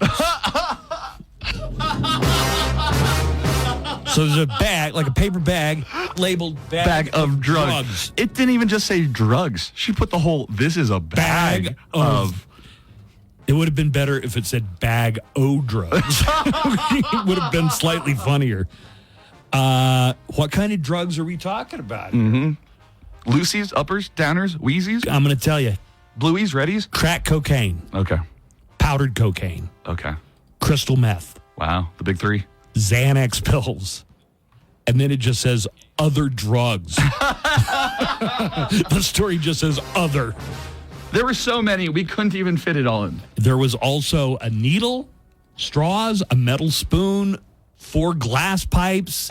Anybody who's ever seen New Jack City knows what that's all about. It sounds like she was the whole head shop. Yeah. The bag was accurately labeled. It was a bag of drugs. Bag o drugs. 41-year-old Lauren Riley was arrested on a variety of felony charges and a few misdemeanor paraphernalia counts. She is in jail, and her bag of drugs is being held in a police evidence locker.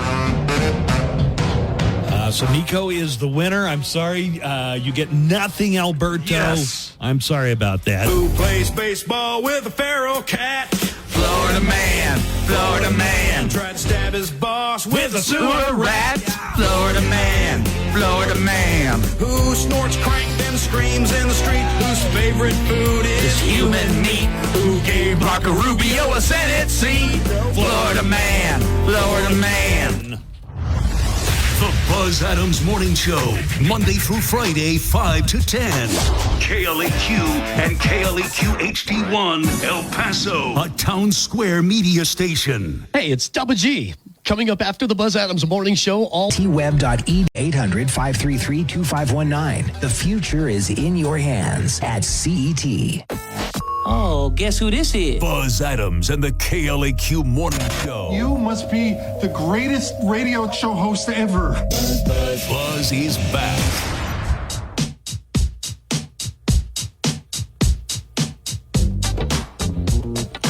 I've got an Olympic update. Nice. America surged, especially in gold medals. We are now second in the gold medal count. Finally, we're worth something in your eyes. No. Bronze medal's great. Gold medal's better.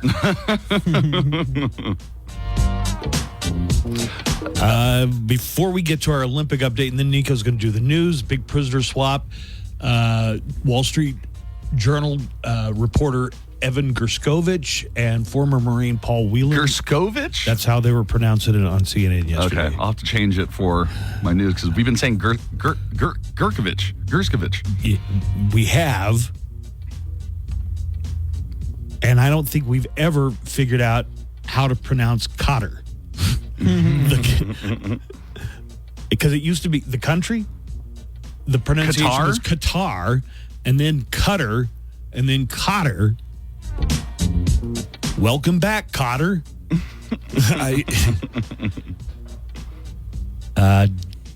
Alberto has been filling in. He asked me if I was sad because it's his final day producing the show for us. He said no. No, I didn't. He said he's throwing a party. I said, yeah, I'm sad. He's done a good job filling in for Joanna. Oh, Shout out, Joanna. I realized. So when we recorded, Okay, the so we have crime a report. Yeah, Can I mention this real quick? All right, in our app chat and in our neckline, a bunch of people were saying we can't hear Alberto. Alberto's muted. Why is Alberto muted? It's just because it didn't record. Yeah, it was a mistake. Yeah, it was a mistake. I made a mistake. I'm sorry, but he guessed and he got it wrong. Nico got it right. But Alberto says he has an "Am I the A-hole?" Mm-hmm. I do. All right, let's hear it. Let's hear the scenario and who is wanting to know if they are an a-hole or Okay, not. I have an "Am I the a-hole" situation. Someone left the station during the commercial break and went to Jack in the Box and came back and didn't even offer to get anything. Is this person an a-hole? Well, Nico has a bag from Jack in the Box in front of him, so I assume we're talking about Nico here, huh? Nico did do this. I didn't know. He ran out there, didn't even look back, didn't ask for my card or anything. I didn't know. Your card? I would have been like, oh, I can send you this, like just get me this, but I'm sorry, I did not think of other people before I went to go get my I'm calling the police. So, Nico, you've been broke most of your adult life, right? Yeah. You agree? I'm not. You agree that's a fake statement of fact? Ever since I started stand up, yes. Alberto is broker than you. And sometimes you'll ask me, hey, do you want me to get you something? Yeah. Sometimes you'll ask me, do you want me to get you something, and come back later and say, I need. Then you need to get it for me. Yeah, you need to pay for it then. But yeah, that's a scam that Stephanie Vida called me out on. Yeah, no kidding. She's a good investigative journalist. I hate that. But Alberto is broker even than you. Mm-hmm. So why don't you offer to get Alberto something? Didn't even think about it. Didn't even cross my mind. A moment's consideration. I'm hungry. I'm hungover. I just wanted some food. But you asked me if I wanted. You're right in front of me. It's like object Berto's right permanence. behind you. I know. I don't see him. Okay. This is going to my suicide note. And I'm going to be like, I'm sorry. EPPD, please arrest this man. You want some fries? I might get some right now. Simone Biles is who we're going to talk about. First of all, she won gold yesterday in the all-around gymnastics.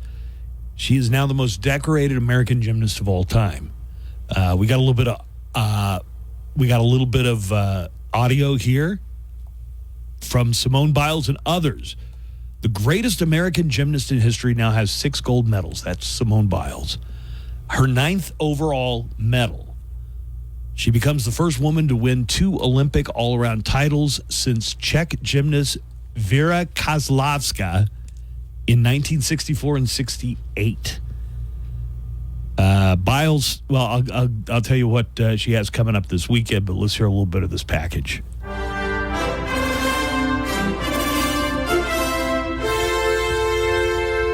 Long road from Tokyo to Paris, leading Biles to this moment and do what she does better than anyone ever has. That should do it. She knows it. There it is! Vulnerable in Tokyo and victorious here in Paris. Simone Biles wins the gold. That's what greatness looks like. Amazing. Simone Biles still has a chance to win 3 more this weekend, and Monday she'll be competing. So I also just saw the headline that Katie Ledecky has become the most decorated female Olympian. United States. Well, I think did it say United States or Olympian, female Olympian? I can't remember. But do you think it's unfair that's like because Michael Phelps is also the most decorated Olympian? Do you think that it's unfair that those swimming athletes get so many competitions that allow them to get that many medals? Oh, because there are so many different events? Right. They have so many different events that you could end up winning about 18 medals And it's also as a swimmer. like track. It's like that too, though. Okay, yeah, I guess track is like that as But well. the thing is, you rarely see in track long distance and short distance runners do the same. You know, rarely do they cross over. So you don't see someone who runs I don't know, I think it's like the 1,500 meters. You don't see them doing the sprints, rarely. Rarely. I guess it's at just a like high level. There's no way for anybody else in any other sport to compete with swimmers. Because they have so many events that they can win in. Right. So like probably there'll never be another sport where it's like they won the most medals out of any Olympics.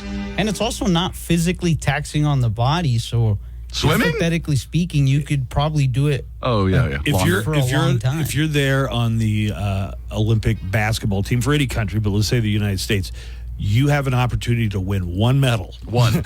Be it bronze, silver, or gold. Right. There's only 1 medal. They don't have, well, they do actually have 3-on-3 basketball, now, but those are completely different athletes that are playing that.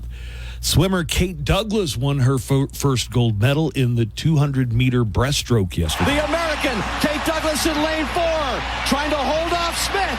It's coming down to the final couple of strokes, but Kate Douglas is going to win the Olympic gold for the U.S. And Douglas gets that first Olympic gold. We have a few viral moments to talk about. Italian gymnast Giorgia Villa. It has a sponsorship. She is the ambassador for Parmesan cheese. And people are loving her Instagram post where she is off. Here you go. This is the Italian gymnast. Oh, I love her cheddars. She's posing with a big wheel of cheese because that's her sponsor, Parmesan. Not any brand. I guess just the concept of Parmesan cheese is her sponsor. Okay. I think Parmesan is like a protected, an international, or it's like a nationally protected food source. So I'm not sure they have.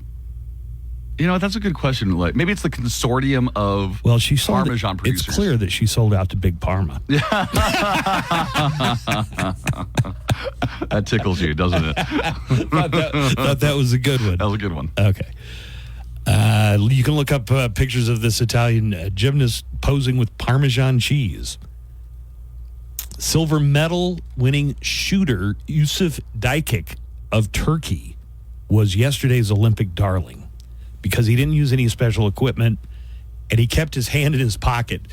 So the way that some of these people come out, they have like sights. You can get special eyewear that helps you line up the sight. Some of them wear these huge ear protectors. This guy just kind of comes out and stands there with one hand in his pocket and shoots, and these are air pistols. Can you click the link? Because I want to see a picture. And it compares him to some of the other competitors, even one from the same country, that his is very, very casual. So he just comes out there and stands there. For the first competition shot, load. That's all air pistol? Yeah. Like airsoft? I guess. Like they don't use real guns. Alec Baldwin. Take note. Can you imagine at the Olympics how many gun-related accidents there could have been in the history of? Because there's another. The one where they ski and shoot. They ski and shoot. The biathlon. Yeah. They ski and then they shoot. But this guy is pistol shooting. Check this guy's style out. Start. Look.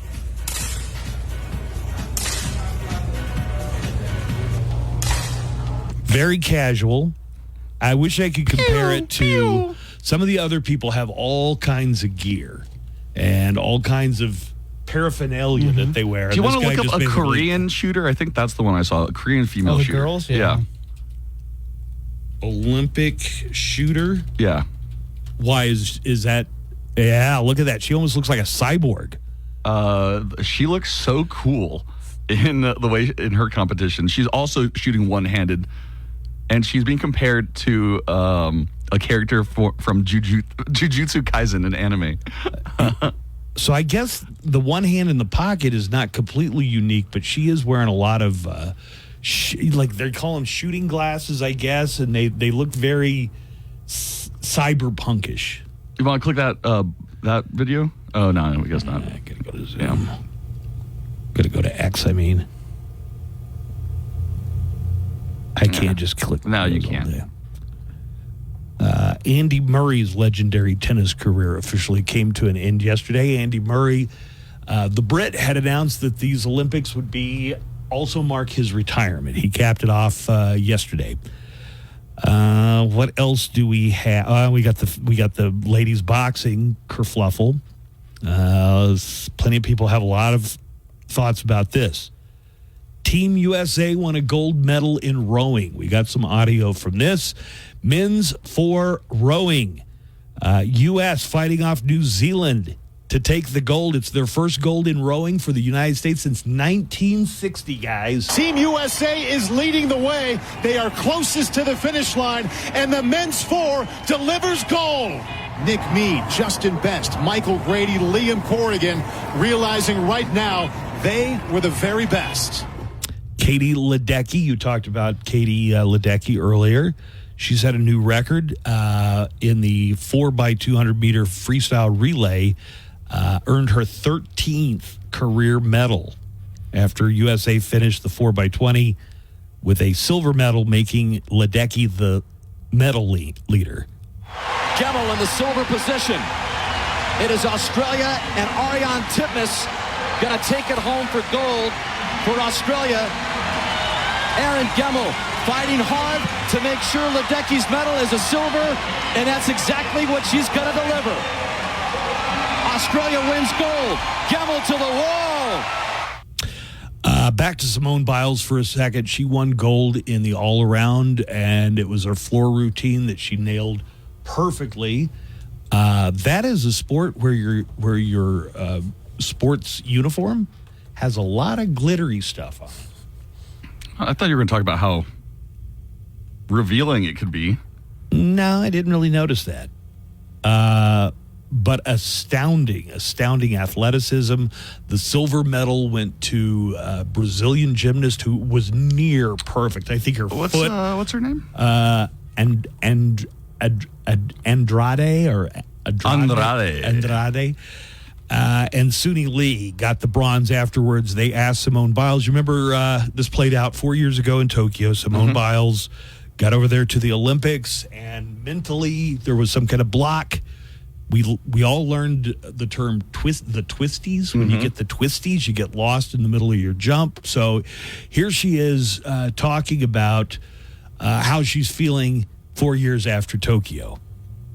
As long as I was having fun and doing what I love, then that's all that you can do, because I don't want to look back 50 years from now and be like, wow, she was good, but she was so miserable. And I think a couple times I might have thought that, but now I'm just like, wow, look at her go. She's having so much fun. She's loving what she's doing with who she's doing it with. So really just embracing that moment. Remember last Olympics, people were giving Simone Biles a really hard time because she withdrew from her competition? I think I remember. Yeah, because she was having like some mental health, concerns, and she we're talking about Simone Biles still. Yes. During remember last Olympics during the 2020 Tokyo stuff, where she withdrew from her competitions. There's a thing in golf called the yips, and apparently even the best players occasionally get the yips. So I guess the twisties are the gymnast version of the yips. Do you want to take a few calls? People have a lot of mostly uninformed opinions about the female boxer. Yeah, out of Algiers. You know, it is kind of infuriating that a guy from Turkey that looks like he just called in to work just to say, "Oh, Sam, I can't go into work. I got to go do this shooting thing." Oh, this isn't about the boxer. This is just how average this guy. He's like a middle-aged dude, and it's he does infuriating. Look like he had to ask his supervisor Chad for the week off to go. I gotta go shoot I see Paris. I see what you're saying. And just casually strolls up and wins silver. He does that, and the U.S., which guns is supposed to be our thing, can't even be in the top three. It's kind of infuriating, D. I guess there's a sick joke that could be made about shooting being the American sport. You know, like the only reason we didn't qualify that much higher is because the targets weren't high school students. Wait, what? The only reason we didn't qualify much higher is because the targets weren't high school students. Oh God! Whoa! Actually, I do like that. That is a good moment for that. Yeah. Here's somebody else who knows a little more about the Turkish silver medalist, who looked extremely casual. But I guess the one hand in the pocket is not just an Alanis Morissette song. It's also some people do that. They just have one hand in their pocket and the other hand is shoot. Then other people have completely different styles. Nico, I can't believe you're not talking about the inspiration for that guy's, shooting career or picking up shooting. You know, he's an older cat, and he's in the Olympics. He had just got divorced, and his ex-wife, I don't know, I'm just going to put that out there. He was inspired to begin shooting because of his ex-wife. I'm just going to leave it there. Anyways, have a great day. Bye. Well, this is his third or fourth Olympics, and I'm doing the math here. He's in his 50s, so he would have, his first Olympics, he would have already been in his 30s. You know, in a lot of sports, that's geriatric. Oh, yeah. Let me see. So calls. Costanza in our app chat, and don't forget, everybody, if you want to download the KLAQ mobile app, that way you can listen to the show on the go wherever you're at, and you can communicate with the show directly through our app chat. Costanza says the shooters are wearing weighted jackets, which would make shooting harder, and they strap their arm down sometimes to keep it from moving, like the opposite one. Good morning, Buzz, Nico, Alberto. What happened to the days when girls were girls, women were women, boys were boys, and men were men? I do not think that these, whatever they are, XYZ, A, B, C, D, and all the other variables should box, or any sport rather, against when they're males against women. Okay? Jiminy Christmas. I know, Grandpa. Whatever happened to the human race? Thank you. Good morning. Well, I think there have always been people who are intersex, and that's not transgender. No. They're talking about this boxer from Algiers. There is no evidence that this is a man just pretending to be a woman. But it is a complicated thing. There are some... Well, because she might have a physical advantage still. Either way, whether she's intersex or not. But that's the term for hermaphrodites. I mean, you used to say the word hermaphrodite, but intersex. Intersex is, and it does happen sometimes. People are born with sex characteristics from both genders, and they are born that way. So you can't criticize a person for how they're born. Well, but let me explain what's going on. A female boxer from Italy quit 46 seconds into a match against an opponent that some people think is biologically male. Okay, so apparently the boxer that's from Italy was like 20 seconds in to the match when she got hit, and she yelled to her coach, I want to withdraw. And her coach shouts, just stay in a little bit longer to the break, to the bell. Yeah. And then she gets hit again. And she goes down, I can't. and she goes, quits. I can't take this. She yelled, this is unjust, as she ripped off her headgear. That's Angela Carini of Italy, going up against Algeria's Iman Khalif. She refused to shake Khalif's hand. She later told reporters, quote, I've never taken a punch like that. It's impossible to continue. But she added, quote, I'm nobody to say it's illegal. Khalif has always competed as a woman, even from childhood, including the Tokyo Olympics in 2021.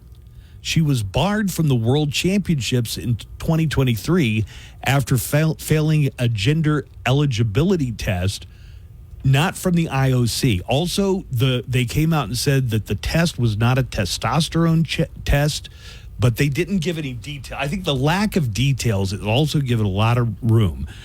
Taiwan's Lin Yuting was also disqualified from the World Championships, but is competing in Paris this summer. So the governing body for the World Championships is different from the IOC. The International Olympic Committee is defending its choice to let the two women compete. An IOC spokesman says Khalif is legally female. It is not a transgender issue at all. Your take on this? I think that she has an obvious competitive advantage, whether she's intersex or a trans female. I don't think it matters.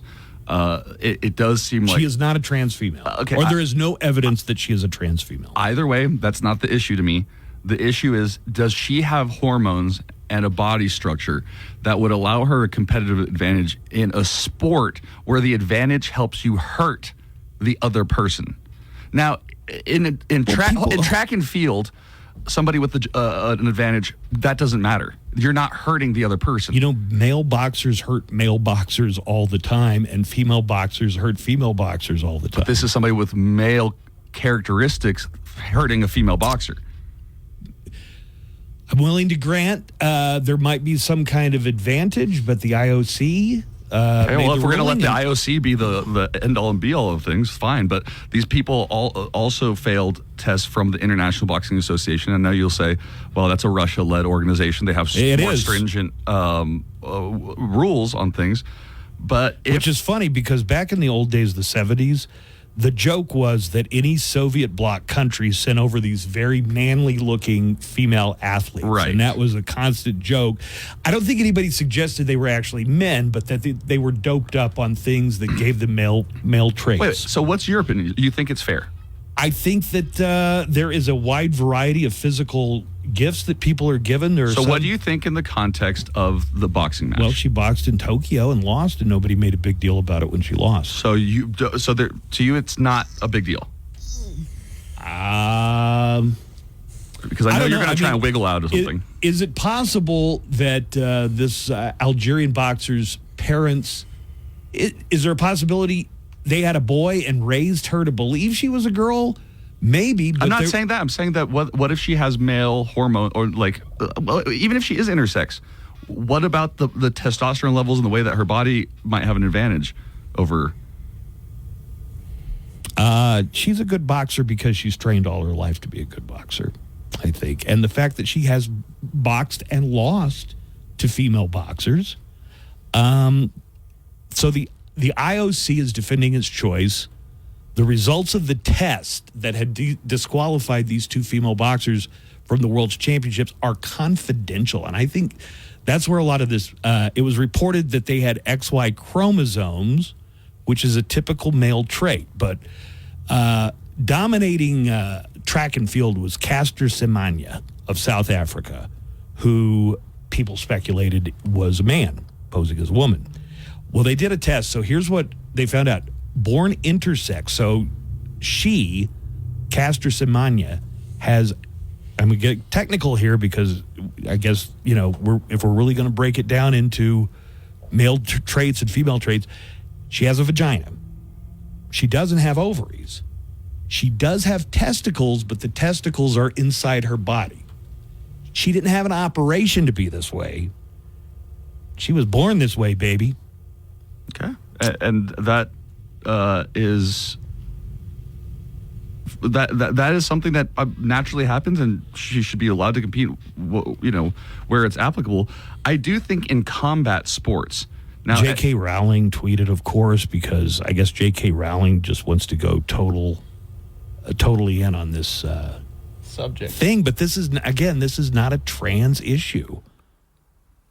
J.K. Rowling tweeted a picture of Khalif, the Algerian, patting Karini on the back after the fight. And Rowling said, quote, "Could any picture sum up our new men's rights movement better?" The smirk of a male who knows he's protected by a misogynist sporting establishment enjoying the distress of a woman he's just punched in the head. Jake Paul, if you care what he says, called it wrong and dangerous. His brother Logan said, quote, "A man was allowed to beat up a woman on a global stage." But Logan Paul later took that back after he learned more about this Algerian boxer Khalif. He said, "Oopsie. I might be guilty of spreading misinformation along with the entirety of this app." Oh, that's some self-awareness. He stood by his belief that biological men should not fight biological women. I think that's a pretty... I think there's a gray area, though.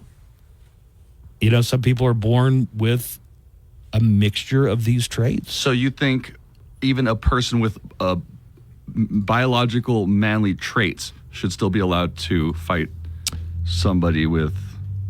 Well, I think they should be allowed to participate in a sport that they've trained in since childhood, unless you can prove that they're not a man or they're contravening the rules, and it's the IOC that makes the rules for this. No, but see, intersex, like you said before, is neither of those things.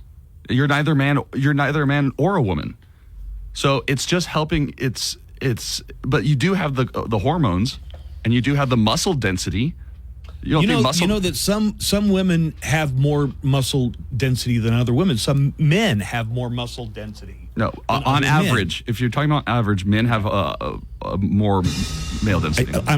I'm not qualified to be the decider on this. I don't know. Well, I think you're trying to be woke, and I think you think I'm trying to be woke. Yeah, I think you are, and I think you're trying to tiptoe around this, even though I know it's not a man. You're trying to be woke. Okay, not saying it, but I'm saying it's a man. But it could be. It's still unfair. It's a manly woman. It's still unfair. I've known manly women. Things in life are unfair.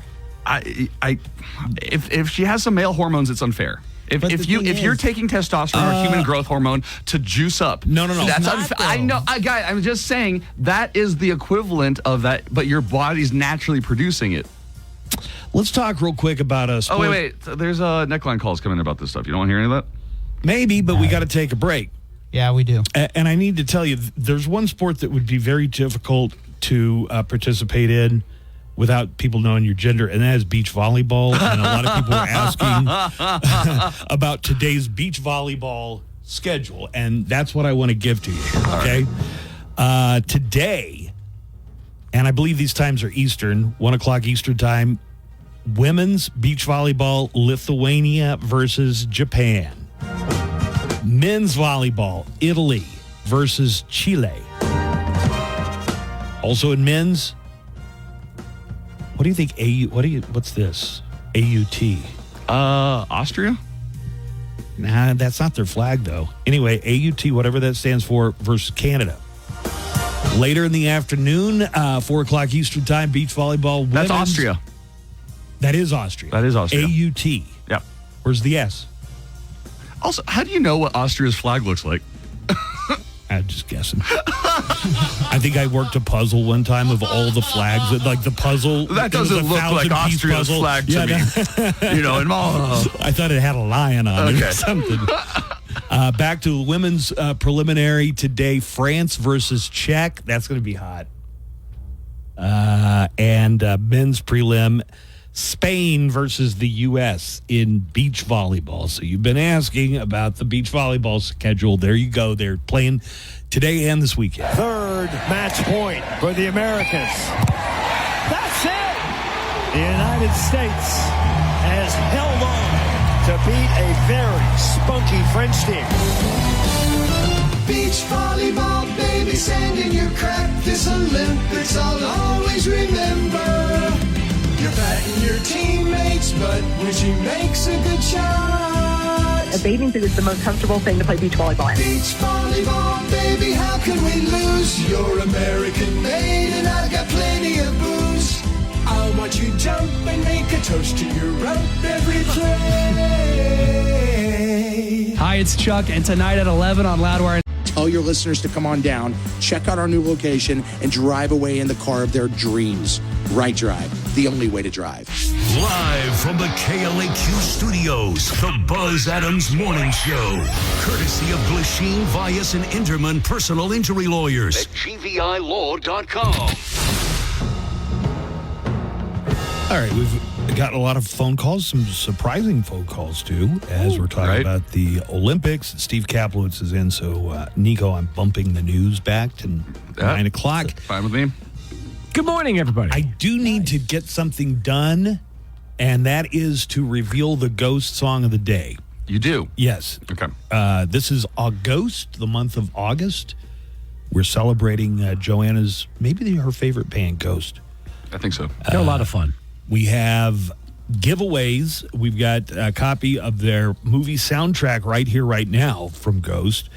Every day this month, Monday through Fridays, that is, I'm going to tell you the Ghost song of the day.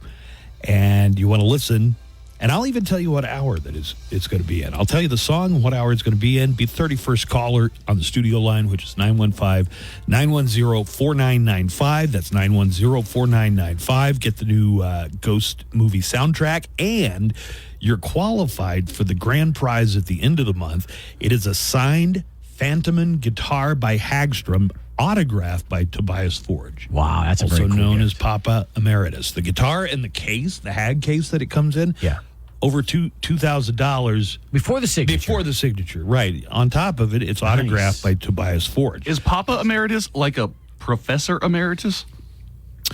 It's one of his personas. His many personas. One of his many personas. So the song is going to be in the 5 o'clock hour this afternoon. You might be driving home from work or getting ready to take off for the weekend. Listen to the 5 o'clock hour for Ghost and their cover of Metallica's Enter Sandman.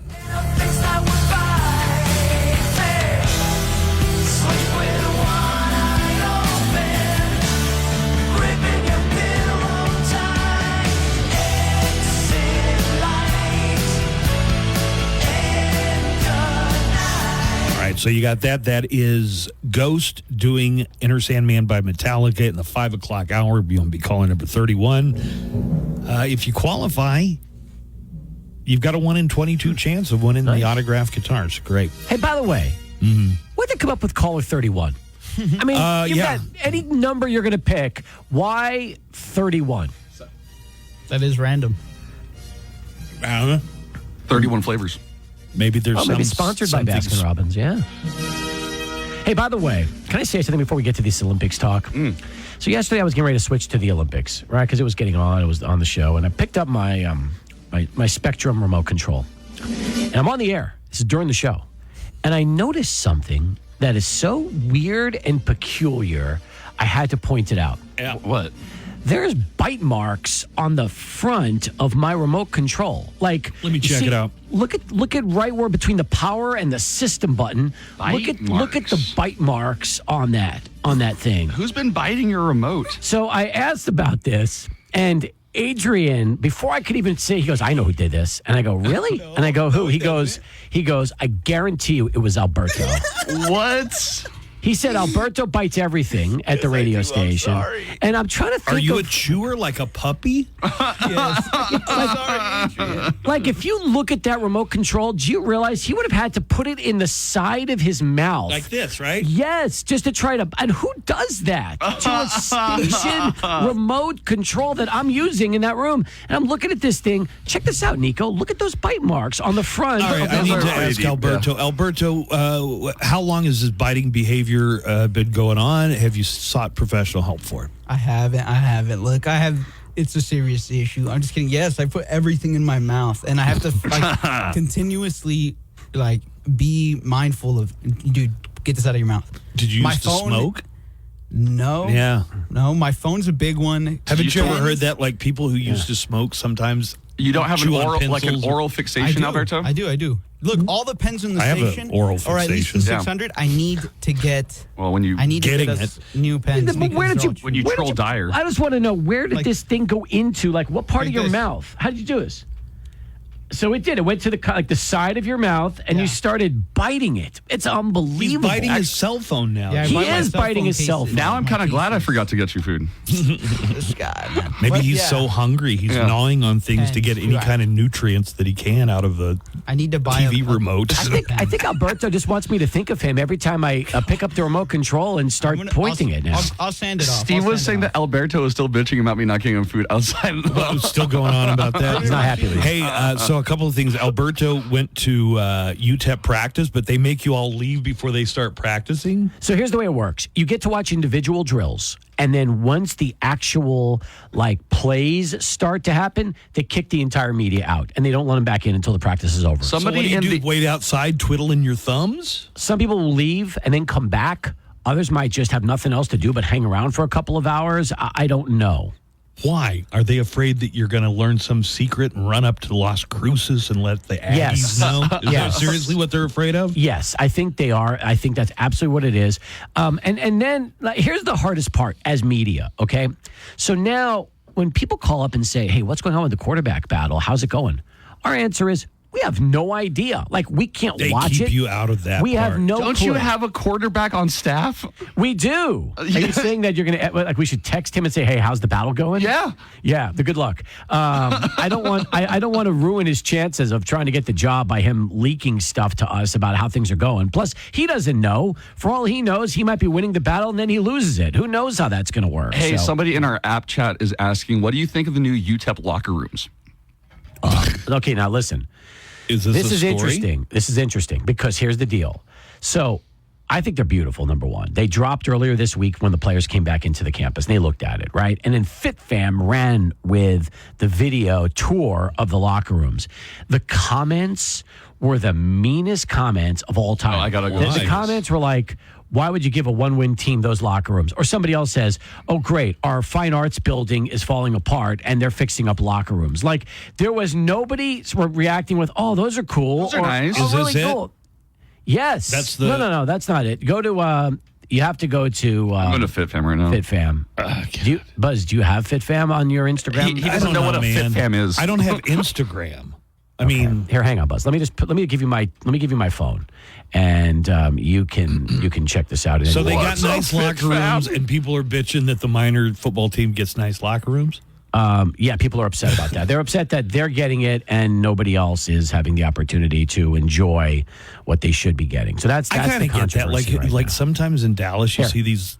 Look at this. This is those are the locker rooms. Those are the new locker rooms for UTEP football that they're showing. That's they did like a video tour. We did the video. Actually, we put the video tour up ourselves, and then FitFam picked it up and started running with it, and everybody's been looking at it. And then when you start hitting the comments button, you'll see all the comments. I get, if you go through, Plano, or you got these high schools, and they have these stadiums that are, I don't know, $250 million stadiums maybe. They look better than a lot of college stadiums. Right. if you had to cut the music program completely to have a football stadium for high school sports, you've got your priorities mixed up as an educational institution. Now, I don't know how that applies to UTEP. Is UTEP football even a moneymaker for the college? Here's the thing. It's probably can I say loser, this? Can I say right? this right now? Yeah. Okay. Why are you being just as mean as the FitFam commenters? Well, Let me tell you something. Let me like a lot explain of this. money being spent, and if it's true that they're cutting back in other areas, No sport has the potential to generate revenue for the entire department when things are going well, like football.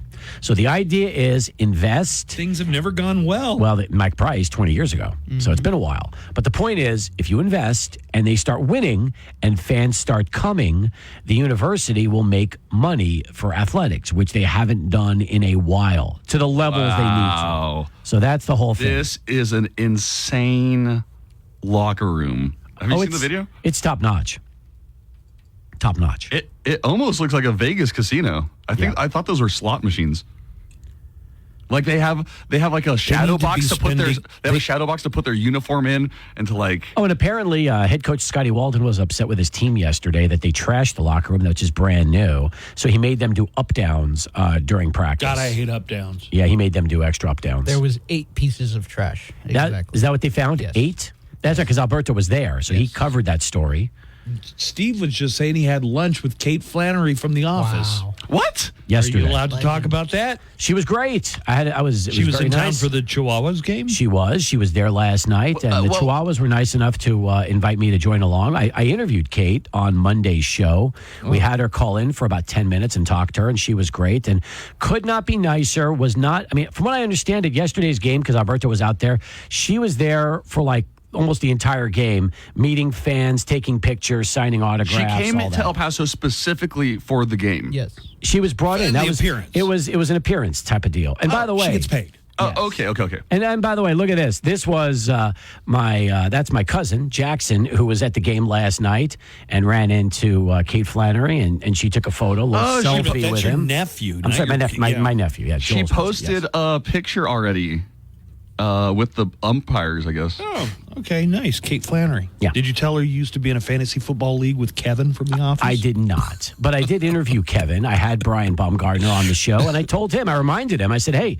we played in a Did he go, same fantasy baseball league. oh, yeah, I remember that. He actually doesn't talk I know like he that. I It sounds know like Cookie Monster, but no, he does not talk like Cookie Monster. Never thought I'd see the day where Buzz Adams is more of a lib than Nico. Wow. Buzz, you're so woke, bro. You're so cool. You're definitely hip. Chuck. There was an incident yesterday between 2 female boxers, one of them from Algeria and one of them from Italy. The Algerian hit the Italian so hard that she stopped in the first round. Mm-hmm. There are some people that are saying because this athlete did not qualify in 2023 for the World Championship. Because they failed a sex test? So I really went down a rabbit hole and I read a lot about this, and you come to find out that there's this third category, man. There are these people that have traits from both genders that they're born with. So this is not a transgender. This is, as far as I know, there's no proof that this is a man. Correct. Pretending to be a woman. It's somebody who has always competed since childhood as a woman, competed in Tokyo and lost to a woman, right? And she definitely has some male traits that manifest outwardly. She has a very manly, to some people, appearance, but there is no evidence that she was ever at any point a man. No. She's just a woman with a lot of testosterone, I'm sure, which is just a natural thing that occurs. She's not something. I don't know if somebody's devoted their whole life to doing that. And, there was a South African runner named Caster Semenya, who a lot of people said that she looks very masculine. And it turned out she was born intersex. So she describes it herself. She says she has a vagina, but she doesn't have ovaries. She has testicles, but they're not outside, they're inside her body. So you relate to her. No, man, mine get lower every year. I haven't dropped yet. Yeah. One of these days. So what they did was they made her take something like a birth control that would lower her testosterone, and she did it. Oh, they She gave her said estrogen, basically? Maybe something to just lower the testosterone level, but it's not. Hold on, it's Buzz. against a lot of inject testosterone. Steve, but this let is me ask you about this. Do they test testosterone levels? Like, is there a certain... I believe, well, there's first off... Is there a number that qualifies as above average and below average? All I know is this. Olympic drug testing is the strictest drug testing in all of sports. It's always been that way. Right. So I'm assuming along those lines, that is definitely, especially now, that is something that's being tested. Okay. But I can't confirm that. Here's a call. Okay. Hey, how's it going, guys? Talking about this intersex boxer. I think there's a lot of confusion on people who lean to the right side. They're probably thinking intersex is something that was made up by the LGBTQ community or something like that. They need to know that it's naturally occurring. You know, they had no choice. They were born that way. You know, both female and male parts. And I haven't heard anything from anybody from the left side about this.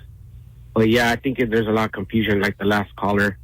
It's something natural. Like they didn't choose to be born to be like that. They were born that way. You know, both female and male parts. So it's a real tricky situation and real confusing. You know. All right, thanks.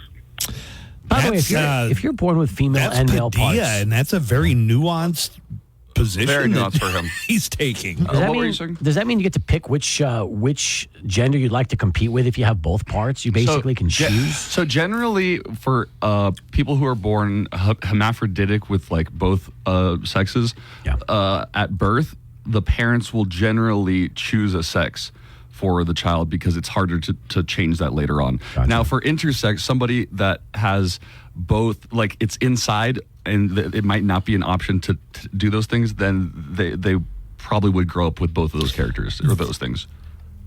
Somebody's saying, well, why don't you have a third category for people that are intersex? Mm-hmm.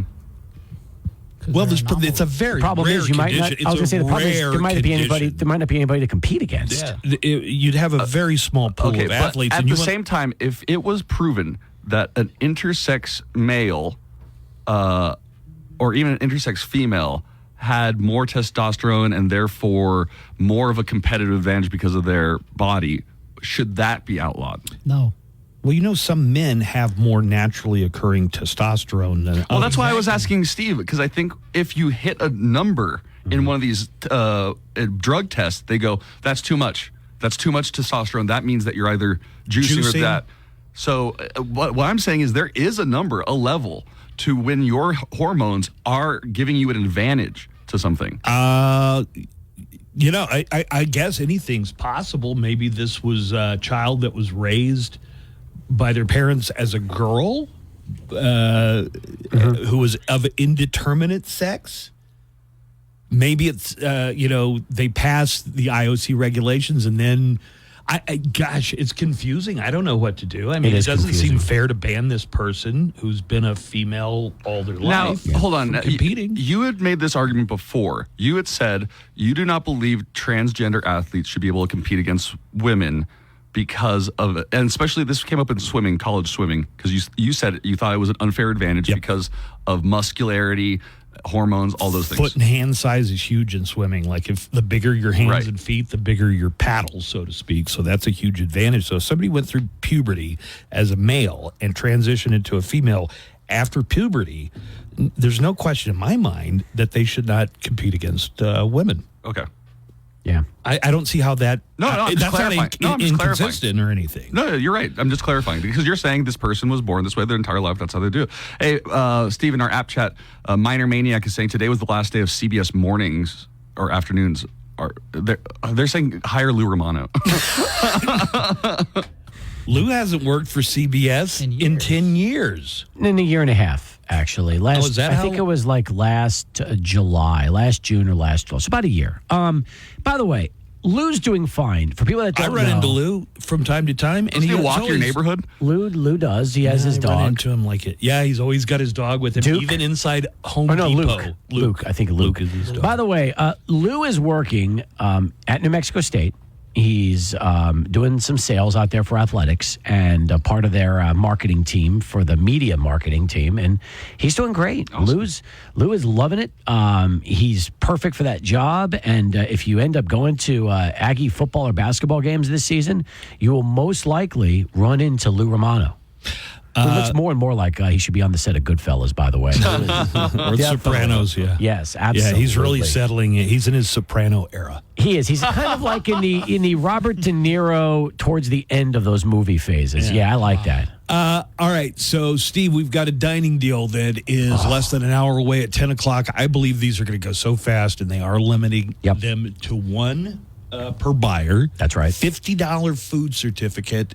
You can get it for only $25, and it's for the Double Eagle in Old Messiah, a very historic place. I've mentioned this earlier. This is our second Messiah restaurant that we have introduced here on Dining Deals. So it is a terrific spot. So many cool things about the Double Eagle. It's a great date place.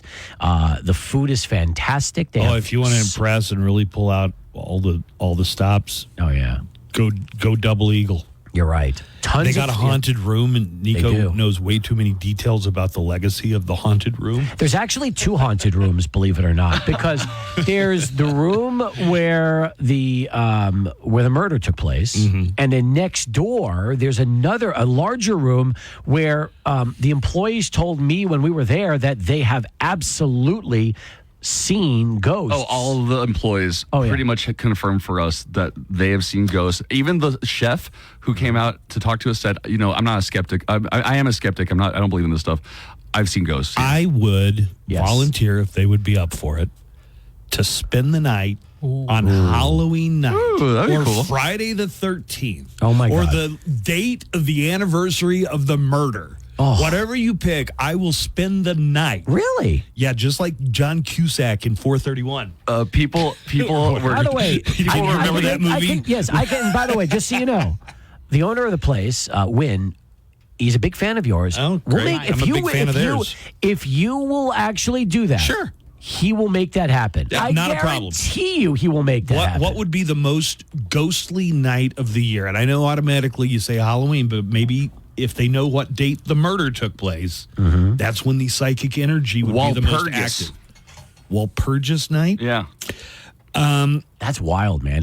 You know what? I love that. I've never heard you offer that. So do you need food throughout the night from them? Like, do you need to have a steady stream of lobster, knowing their hospitality, of lobster mac and cheese? They would do that anyways. They're so nice. Maybe they want me to be completely alone, but I think it needs to be videographed if I see anything weird, because I am. Well, what did you need, a videographer?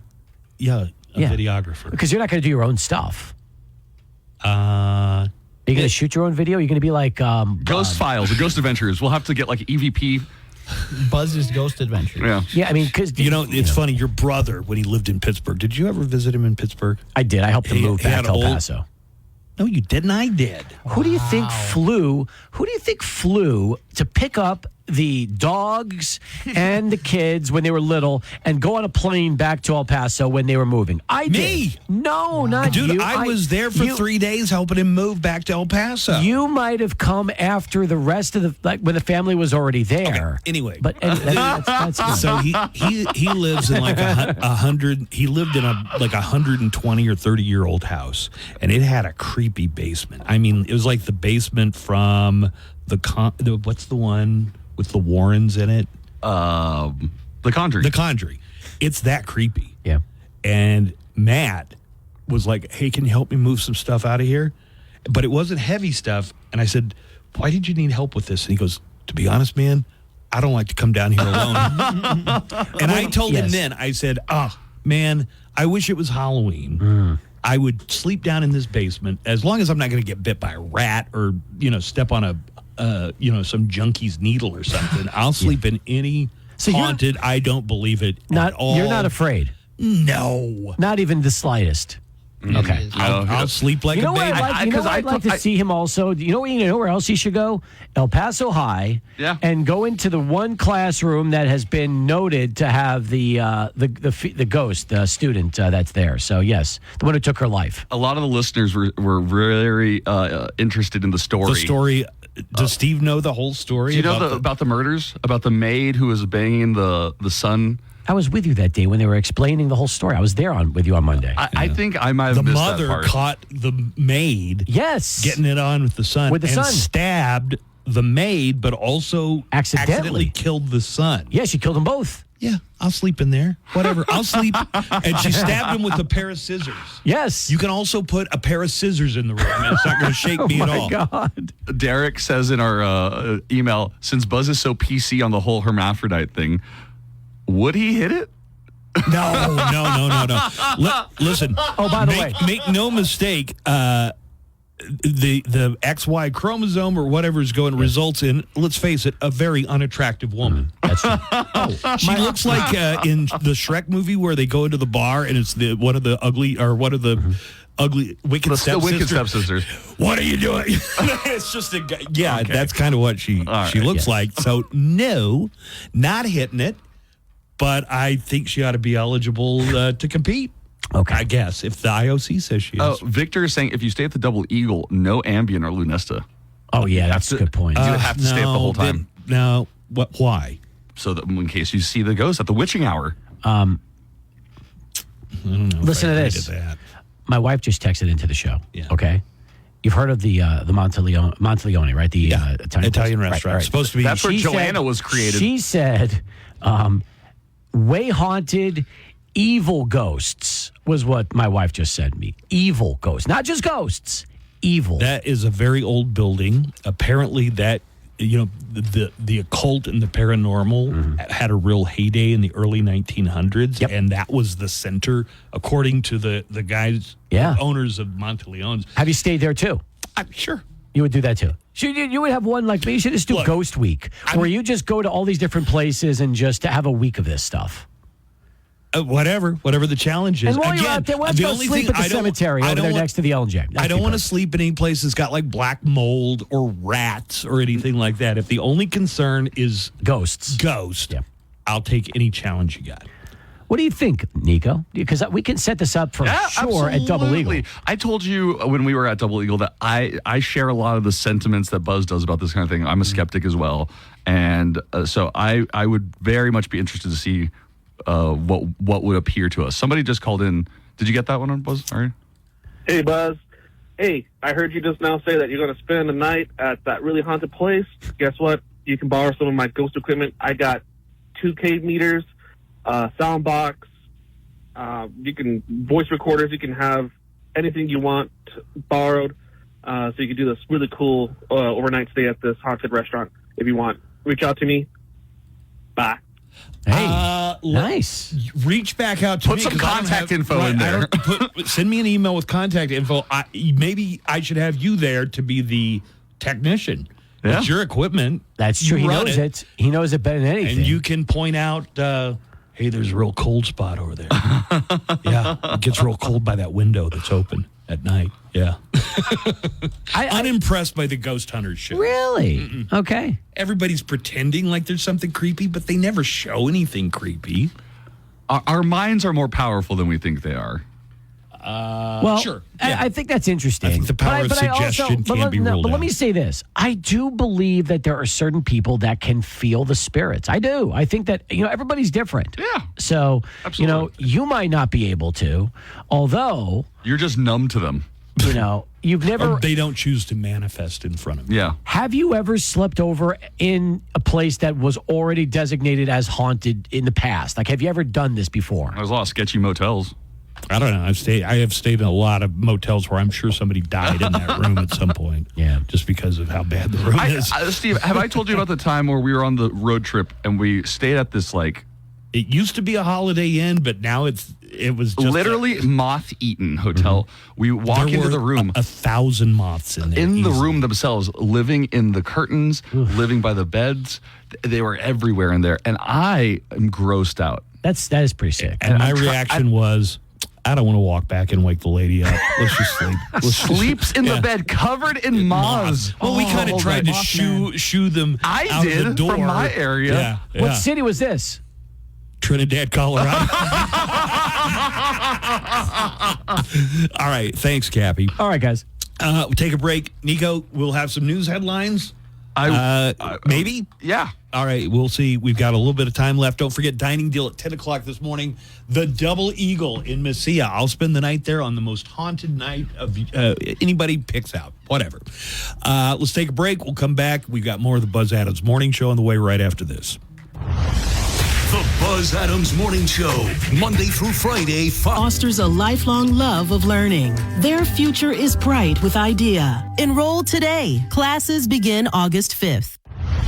Local and loco. Don't you know I'm loco? The Buzz Adams Morning Show, 95.5 KLAQ.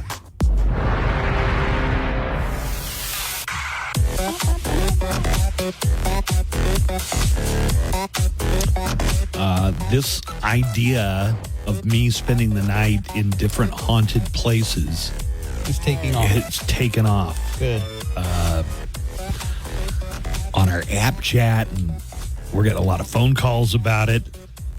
I should get some of those. People are into me spending the night in the Carlotta Salon. Well, okay. One, people are really excited for you to do this. People are just really, really excited about this. Two, the Carlotta Salon, where the murder has happened, it's a super tiny room. Good. It's about as big as the studio, or maybe, it's about as big as the studio. Okay, yeah, fine. Yeah. They got a little duvet or... It's a dining room. No. A fainting couch or something they could put in there that I could sleep on, or do I have to roll out a sleeping bag? I think the sleeping bag. Hey, Glenn talked to Wes Scantlin of Puddle of Mudd yesterday, and we're going to play that interview for you. And listen to it, because Glenn said that Wes Scantlin asked KLAQ listeners to put the set list together for him. Like any songs that you guys want, they'll play. Somebody's asking if you've ever been to Tombstone, Arizona. Oh, God, I should do that. I would really be into that. I've never done it. Is there a ghost thing there? Well, Tombstone is where the OK Corral. OK Corral happens. So that would be cool. I guess probably Morgan Earp still the ghost of Curly Bill Brocious still haunts the saloon. I didn't know supposedly Pat Garrett put Billy the Kid in jail in Mesilla. Yeah, there's a building there that I think sells souvenirs that used to be the jail. It's been a long. I haven't been to Mesilla like in 10 years. I was telling no, 5 years. I went to Double Eagle about 5 years ago when they still had the Sunday brunch. That is our dining deal, by the way. The Double Eagle, and supposedly one of the rooms is haunted. No. So the whole building is the whole thing's haunted. Okay, let's listen to some of the feedback, and then we're going to hear Glenn's interview with Wes Callen from Puddle of Mudd. Yo, morning show. I think this is a great idea. Buzz spending the night in these different paranormal locations. I think you need to go all out, though. You need to have seances. You need to have, evocations. Maybe have some Satanists come over. Do the pentagram. Do the whole thing. Do it all out. And 3 o'clock is the witching hour. 3 o'clock in the morning. So go all out. Go hard or go home. Yeah, thank you, Daddy D. Yeah, we need one Satanist, one paranormal investigator. I know. At some point, we're going to have a full room. Right. It's not going to be scary at all.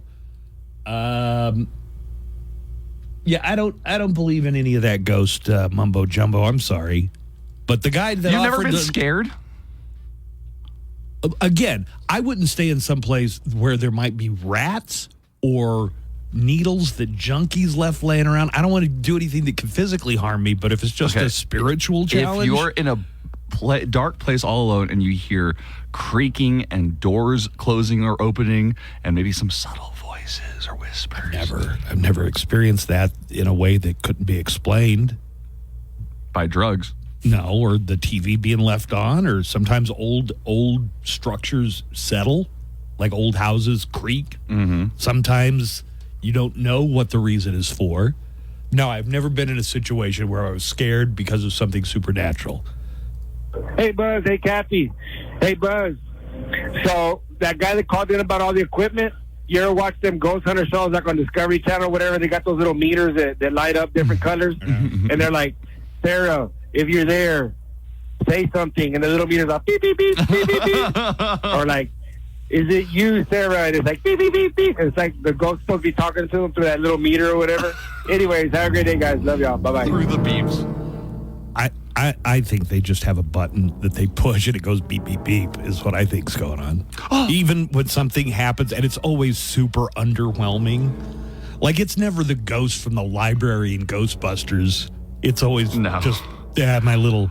I think there's my little handheld Game Boy is beeping. I think there's 13 seasons of Ghost, or maybe even like 21 seasons of Ghost Adventures or Ghost Files, and they haven't found one single ghost yet. Hey, Buzz. It's Gilbert. I'm the one who called about the ghost equipment. We asked for some contact, so I got to pay real close attention. If the guy gives a phone number, I don't want to put the guy's phone number out on the air. Yeah, please. I wonder if he's a ghost hunter. I would love to do that with you if you would like to have me on. I'm not a professional ghost hunter or anything like that. I just have an enthusiasm for that kind of stuff, and I bought this equipment years ago and did some stuff at Limp Mansion in Missouri and Bisbee, where Copper Queen is at, Tombstone. But I don't know what day you plan on doing it. I am a travel nurse, so it might be a little difficult, but I'm willing to lend you out the stuff you need if you want to do it. If not, I can reach out to a friend of mine who actually is part of the El Paso Ghost Society. They have a ton of equipment as well. If you want to reach out to them, maybe they can help you out as well. But thank you for offering and whatnot. Reach out to me. My number is... Okay. All right. So he's given the number. Yeah. No, I'll be in touch, man. It sounds like fun to me. I quote the Ghostbusters theme song. Who are you going to call? No. Ghostbusters. No. I ain't afraid of no ghost. You know what you sound like? John Cusack in room 1408. And was that what the room number was? Yeah. And that you're going to get a Stephen King short story. You're going to get trapped in some evil room one day based on your hubris. And Samuel L. Jackson will show up? Wasn't he in that? Yeah, he was. Morning, more show. How about you take Nico with you on that little trip and see if he sees some ghosts? Later. Why did that sound threatening? He's hoping a demon takes you both. Maybe this would be a good experiment. I go as the uber skeptic, and then we take somebody who completely believes in all of it and see how our experiences are different. I think Joanna believes in that stuff. She says she's had Olympia done, but I don't know if she's a true believer. She says that when she worked at the nursing homes, for sure. No. Hi, everyone. I was listening about the haunted places. I think you should do Monteleone's. Didn't Joanna's parents possibly conceive her there? You and Joanna should spend the night. Yeah. That would be so cool.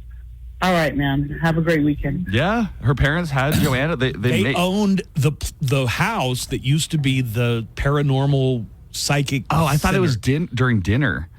No, they lived in the house. They banged on the table, in between the antipasto and the caprese salad. The caprese salad. Crazy imagination. Hey, you know what? That'd be a good idea. Buzz on Lunesta and Nico on the Devil's Lettuce. Stay overnight at somewhere that's haunted, you know? That'd be awesome to watch. Nico's just laughing at everything and Buzz is snoring the whole time. Actually, you might see more things if you were on your Lunesta.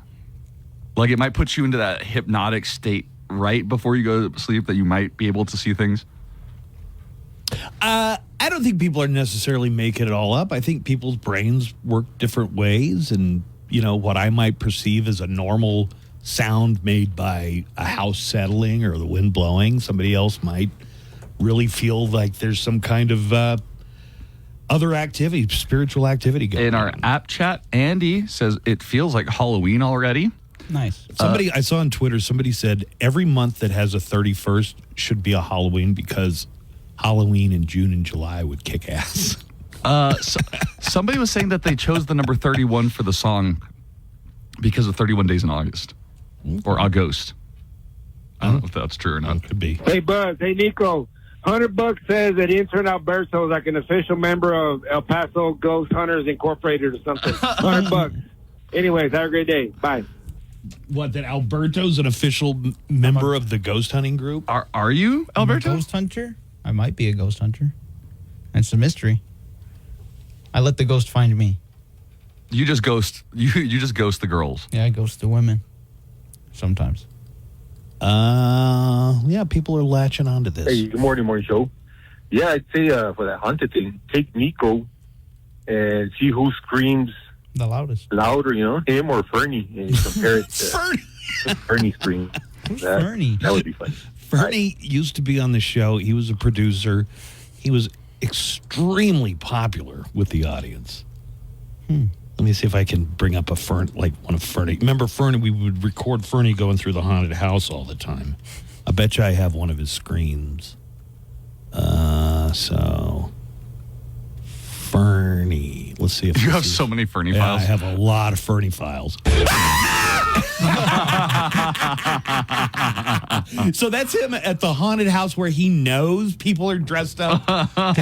He knows. Yeah, of course. It's the KLAQ haunted house. Help him. Let's talk a little bit about the free concert tomorrow at Fort Bliss. Featuring Puddle of Mudd.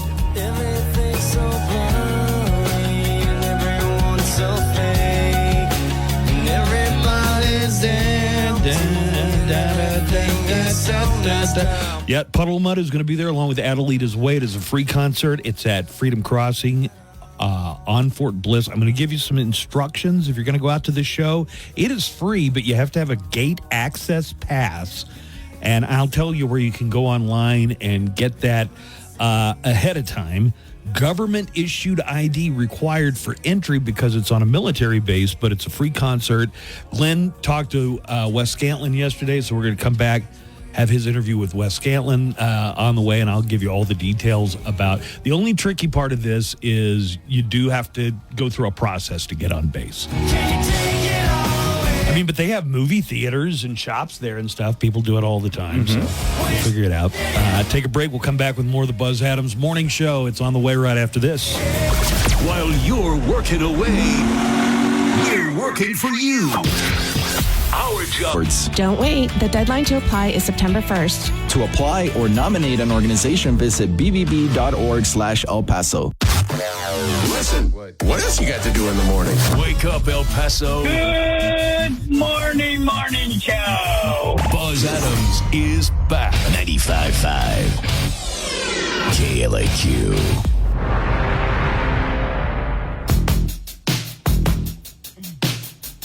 I've got some instructions if you want to go out and see Adelita's Way, along with Puddle of Mudd. And Glenn interviewed Wes Scantlin from Puddle of Mudd. I'll play that, but I want to give you directions on how to get on base with minimal hassle. But there are a couple of things I have to tell you about. I love this. Keanu Reeves and Alex Winter from Bill and Ted are making their Broadway debut. Oh, that's cool. In a Broadway version of Bill and Ted's Excellent Adventure. That's the only thing. No. Okay. They are starring in Samuel Beckett's Waiting for Godot. Oh, nice. So Bill and Ted are going to be in one of the... You mean what was voted one of the most significant English language plays of the 20th century? Yeah, it's like a very brainy type of thing, and Bill and Ted are going to be doing it. So let's imagine what that's going to be like. I will play... Vladimir or Estragon? I will play Ted, a.k.a. Vladimir. And you're going to play Estrogen. Estragon. Oh, I'm sorry. Got him. All right, you ready? Dude, I wonder when Godot's going to get here, dude. Bro. True. When is he going to get here? He keeps us waiting around like this. Godot is late, dude. Get in the telephone booth now. Where's George Carlin when you need him, bro? Okay. Let's see. Oh, I got a story about an Olympian who had to swim in the river and immediately power puked as soon as he got out because that river is dirty. So that poopy river. Yeah, the Seine River in Paris. It is so dirty. It's insane how dirty that river is. Bazinga. That's a recycled one. So is mine. So I'm getting conflicting stories.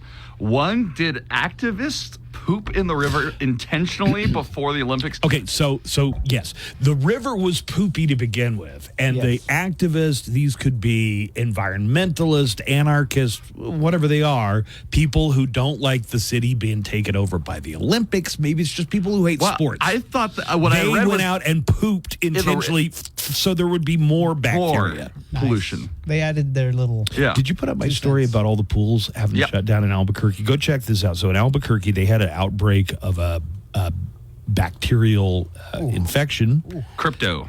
It's cryptosporidiorosis. Sounds like a crypto coin or something. Yeah.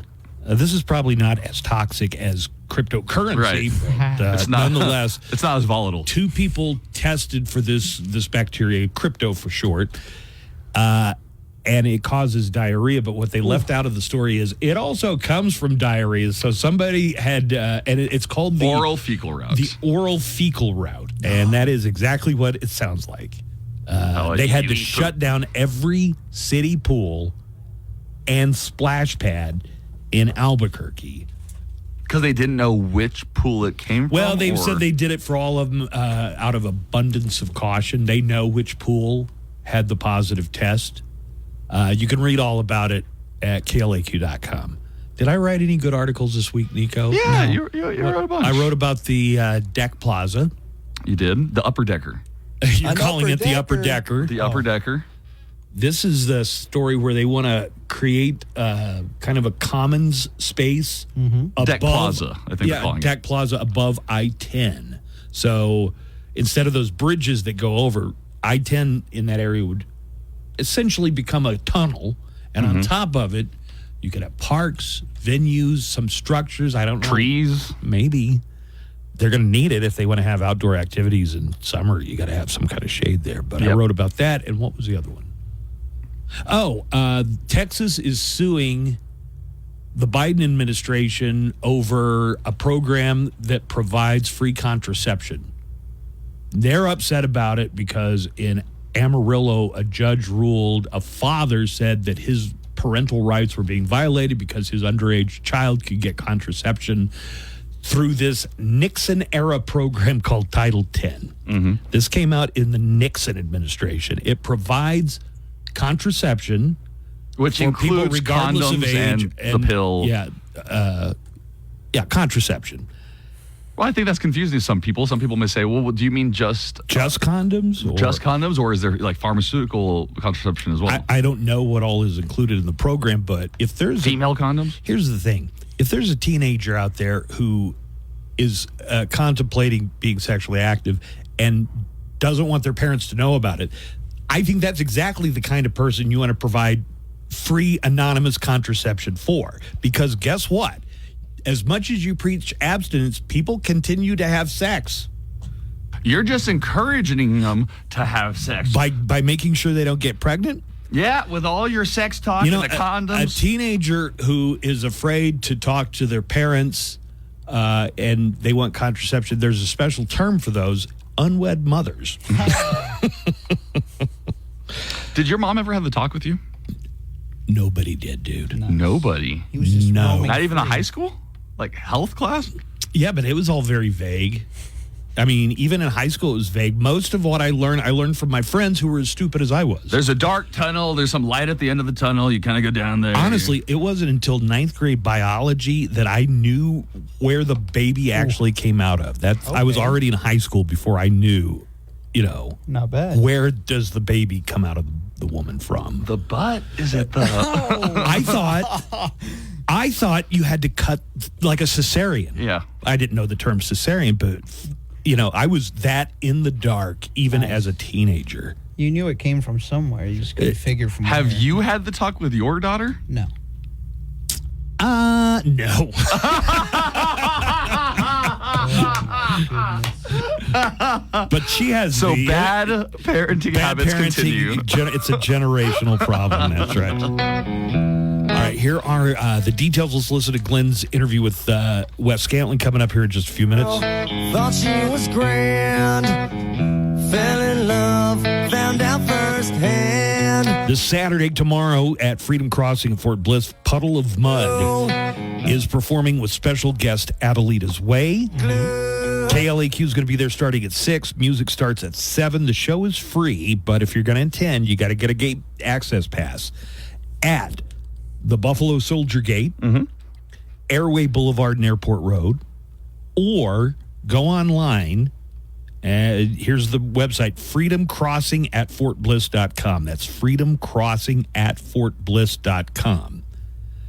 And you can get a pass. Government issue ID required for entry. Passes can be required today or tomorrow before the concert and the day of. Puddle of Mudd is going to be performing. Here is Glenn's interview with Wes Scantlin from Puddle of Mudd. Fort Bliss is about to rock big time. Over at Freedom Crossing, we've got Puddle of Mudd and Adelita's Way coming in. They're playing a free show, and I've got on the line with me here the one and only Wesley Scatton from Puddle of Mudd. Wes, how are you? I am doing very, very good, man. Better than yesterday. One of those days, huh? Yeah, yesterday was a little bit weird, but, all in all, everything's cool. Yeah, it happens, man, but the things are definitely going to be beyond cool once you hit the stage here. We haven't seen you here in El Paso in a minute. So what have you been up to? Writing the new record and recording it. I'm late for the studio right now, and, traffic kind of blows. But screw it, deal with it. Oh, tell me about it. I swear, they blew this whole city up and put every road in El Paso under construction like forever ago, and it doesn't seem like they've done anything. Yeah, it seems to be an ongoing thing in Texas, man, for shizzy. I'm telling you, it's like they just decided, you know what, here's some money, blow it up. Yeah, they just keep paying the people, man. It's crazy. I actually talked to some of those highway people, man. They're like, they were like rebuilding an entire freaking like super highway, and they were just like sitting there the whole time, not doing really anything. Yeah, I'm trying to figure out how to get the job of the guy that just drives the truck with the flashing lights on it. He just warns traffic. He just sits there pretty much, doesn't do anything. I want that gig. You know what you got to do? Just go to like Home Depot or like Lowe's and just buy a bunch of like crazy signs and like caution jackets and stuff like that, and like some power like cool boots. And, like laminate, get a laminate and stuff and make yourself look like super important. And, get like a badge or something. And then, people will actually ask you for guidance, like a guidance counselor. It's hysterical. Act like you know what you're doing and you'll get away with it. Yeah, get some safety glasses. So going back with you, Wes, I mean, you've been around since, I believe it was like 1991 was when you first got started. You had a little help from Fred Durst of Limp Bizkit back then. Are you guys still tight? Freddie D. You know what? I love that dude. I owe him my life, and I owe him everything, man. Like, he's just like incredible. He's seriously a genius, and I will always be grateful and have nothing but gratitude for that cat. That is a very cool story about how he just, that you guys just clicked. And of course, man, once you had that shot, you totally ran with it. She Hates Me, Psycho, Control, Blurry. It's just been hit after hit after hit, man. You mentioned being a genius. That's you, brother. How do you come up with these, man? You're just like a fountain of great songs. You know what? It takes a little time to absorb life and different experiences and stuff, and get back down to reality. With who you truly actually are, and take some hits and deal with some losses and stuff like that, and maybe some yearning for some loved ones that you miss a lot and stuff like that, and maybe some breakups, and then fall in love, and it's a bunch of emotions, and you have to basically just kind of go through the emotions, and you have to just kind of capture it again. So it takes a little time, and then you can then you can vibe and get with it again. It does seem like you put the personal touch on a lot of your music. A lot of those things written from just straight out of the pages of Wes's diary, so to speak. Yeah, I mean, everybody writes pretty much the same way about the same type of stuff. I mean, really, realistically, everybody's writing about love and pain and yearning and emotions and just all the different emotions in life. All writers are all writing about the exact same stuff. The ones that are the best are, just letting somebody know that you really like care about them and stuff, and you just like can't wait to see them, and it sucks to be away from them, and I can't wait to see your face, and it's just like I just can't wait to hold you and hug you, and even though we've been a long way apart and stuff. So that kind of emotion is everybody deals with that type of an emotion. That's true, man. We're all the same in so many ways. We want to try to find differences, but when you get right down to it, we're all very much alike. When we get to... We are definitely not unique, that's for sure. We are not unique. When we jump into the show, when you hit the stage tomorrow night, I'm sure we're going to hear the hit. But as far as Ubiquitous, the album released last September, are we going to hear a lot from that one, or maybe just a couple? Yeah, we can throw a few in there, and we got a couple of surprises for everybody, and we're going to come with some old school, and just have a good time, and have a really good time, and have a really good rocking concert, man. I'm sure it will be, man. And I've seen you a couple of times before, and I'm familiar with the Adelita's Ways guys. So I'm familiar with the Adelita's Way guys, and I know you guys back to back. It's going to be a hell of a night, man. I can't wait. We're going to have a real good time, man. It's going to be fun, and that's all everybody needs to know. All right, with that air of mystery hanging, we'll leave it there, man. Thank you so much for calling in, Wes. Good to hear your voice again. Hey, you know what? Have some fans call the radio station and request a song for us to do, and we'll do it.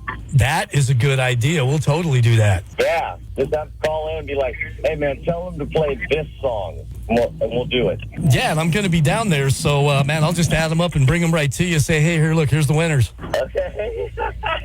Hey, that will work, man. In the meantime, enjoy yourself, and we'll see you soon. All right, man, I appreciate you. Thank you so much, man. Thank you. Take care.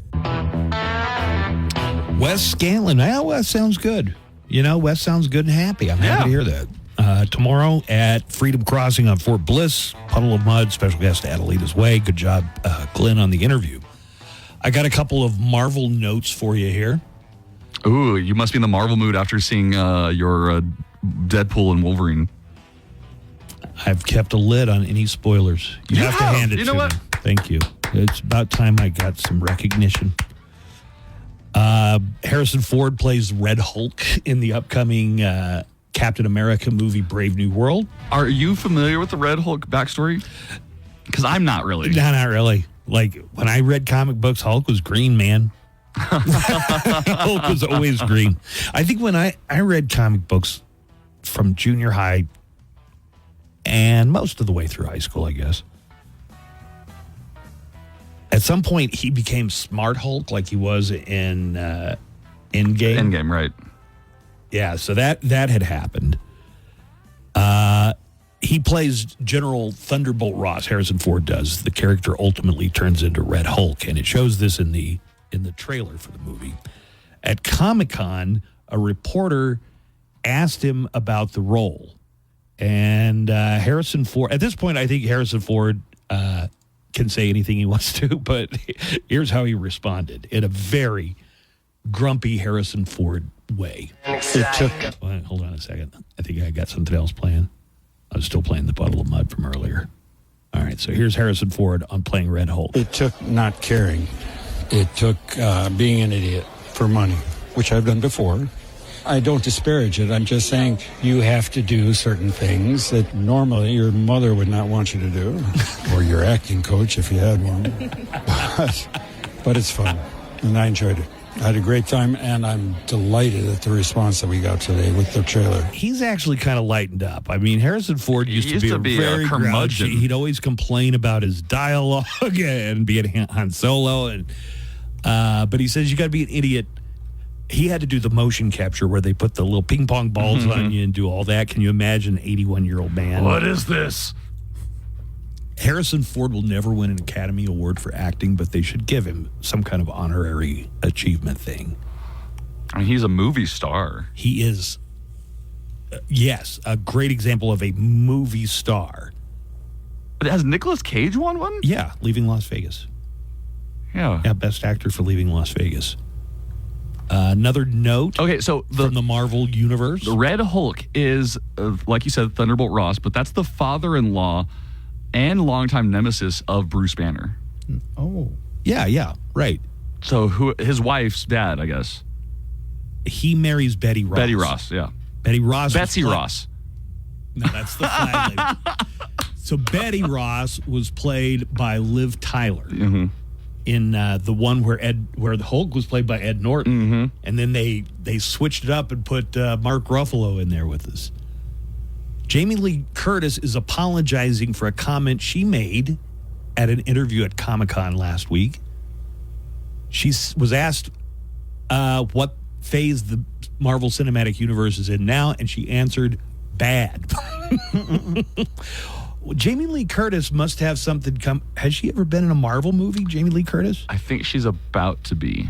This is why she's apologizing, I guess. Jamie Lee said, quote, "My comments about Marvel were stupid, and I will do better. I've reached out to Kevin Feige and will no longer play in that mudslinging sandbox of competition we call the internet." Well, it sounds like this was like an interview in person. Nor will I engage in the toilet paper promotion or gameplay that's designed for clicks, not content or conversation. Ryan Reynolds responded to this by tweeting, quote, "Wait, is everyone expected to apologize for slamming Marvel post-Endgame?" Which is a reference, this is not a spoiler, in Deadpool Wolverine. He kind of really trashes the post-Endgame Marvel universe. Oh, no, what? As Deadpool. I mean, he really says what I'm thinking in that movie. He's cheeky. Finally, there was a triathlete, so that is running, swimming, and cycling. Oh, cycling. Wow, that's a lot of stuff. He immediately started power puking after swimming in the Seine. Can you see river. that picture, Alberto? yeah, projectile vomiting. That is projectile vomiting. I get like that sometimes. The Seine River is very polluted. And yes, you're right. There were some protesters, people who, for whatever reason, didn't like the Olympics were coming, who were trying to put even more poop into the River Seine. So they had to postpone one of the sailing competitions, not because of the bacteria in the water, but because it was so still and calm. There wasn't enough wind, so they had to call it off right in the middle of the race yesterday. But this river seems like it might just be a gigantic biohazard. I'm surprised that all of the triathletes didn't puke. Are you an Olympian who isn't feeling too well after swimming in the Seine River in Paris? Oh, you can say that again. Then you need Olimpo-Bismol, the only over-the-counter stomach medicine that will help you deal with nausea, heartburn, indigestion, upset stomach, and vomiting caused by swimming in that disgusting river. I am a very good swimmer. Some say the best. But I swam in that river and it was quite unpleasant. It smelled terrible, like dead people. I get out of water and boom, I start throwing up everywhere. Very bad. Luckily, there's Olimpo-Bismol. I drink a little and I get back in the river and oh no, just thinking about swimming in that filth is making me want to... Here comes the throwing up. I need more Olimpo-Bismol right away. You sure do. So if you're vomiting uncontrollably because you swam in that disgusting river in Paris, try new Olimpo-Bismol. In stores now. Show is done. Are we done here? We are done here. I'd like to discuss this further, but I gotta go. It's been real and it's been fun. And it's been real fun. Goodbye, goodbye, goodbye, goodbye. The morning show will be back tomorrow at 6 a.m. Now, strap in for El Paso's best rock on 95.5 KLAQ.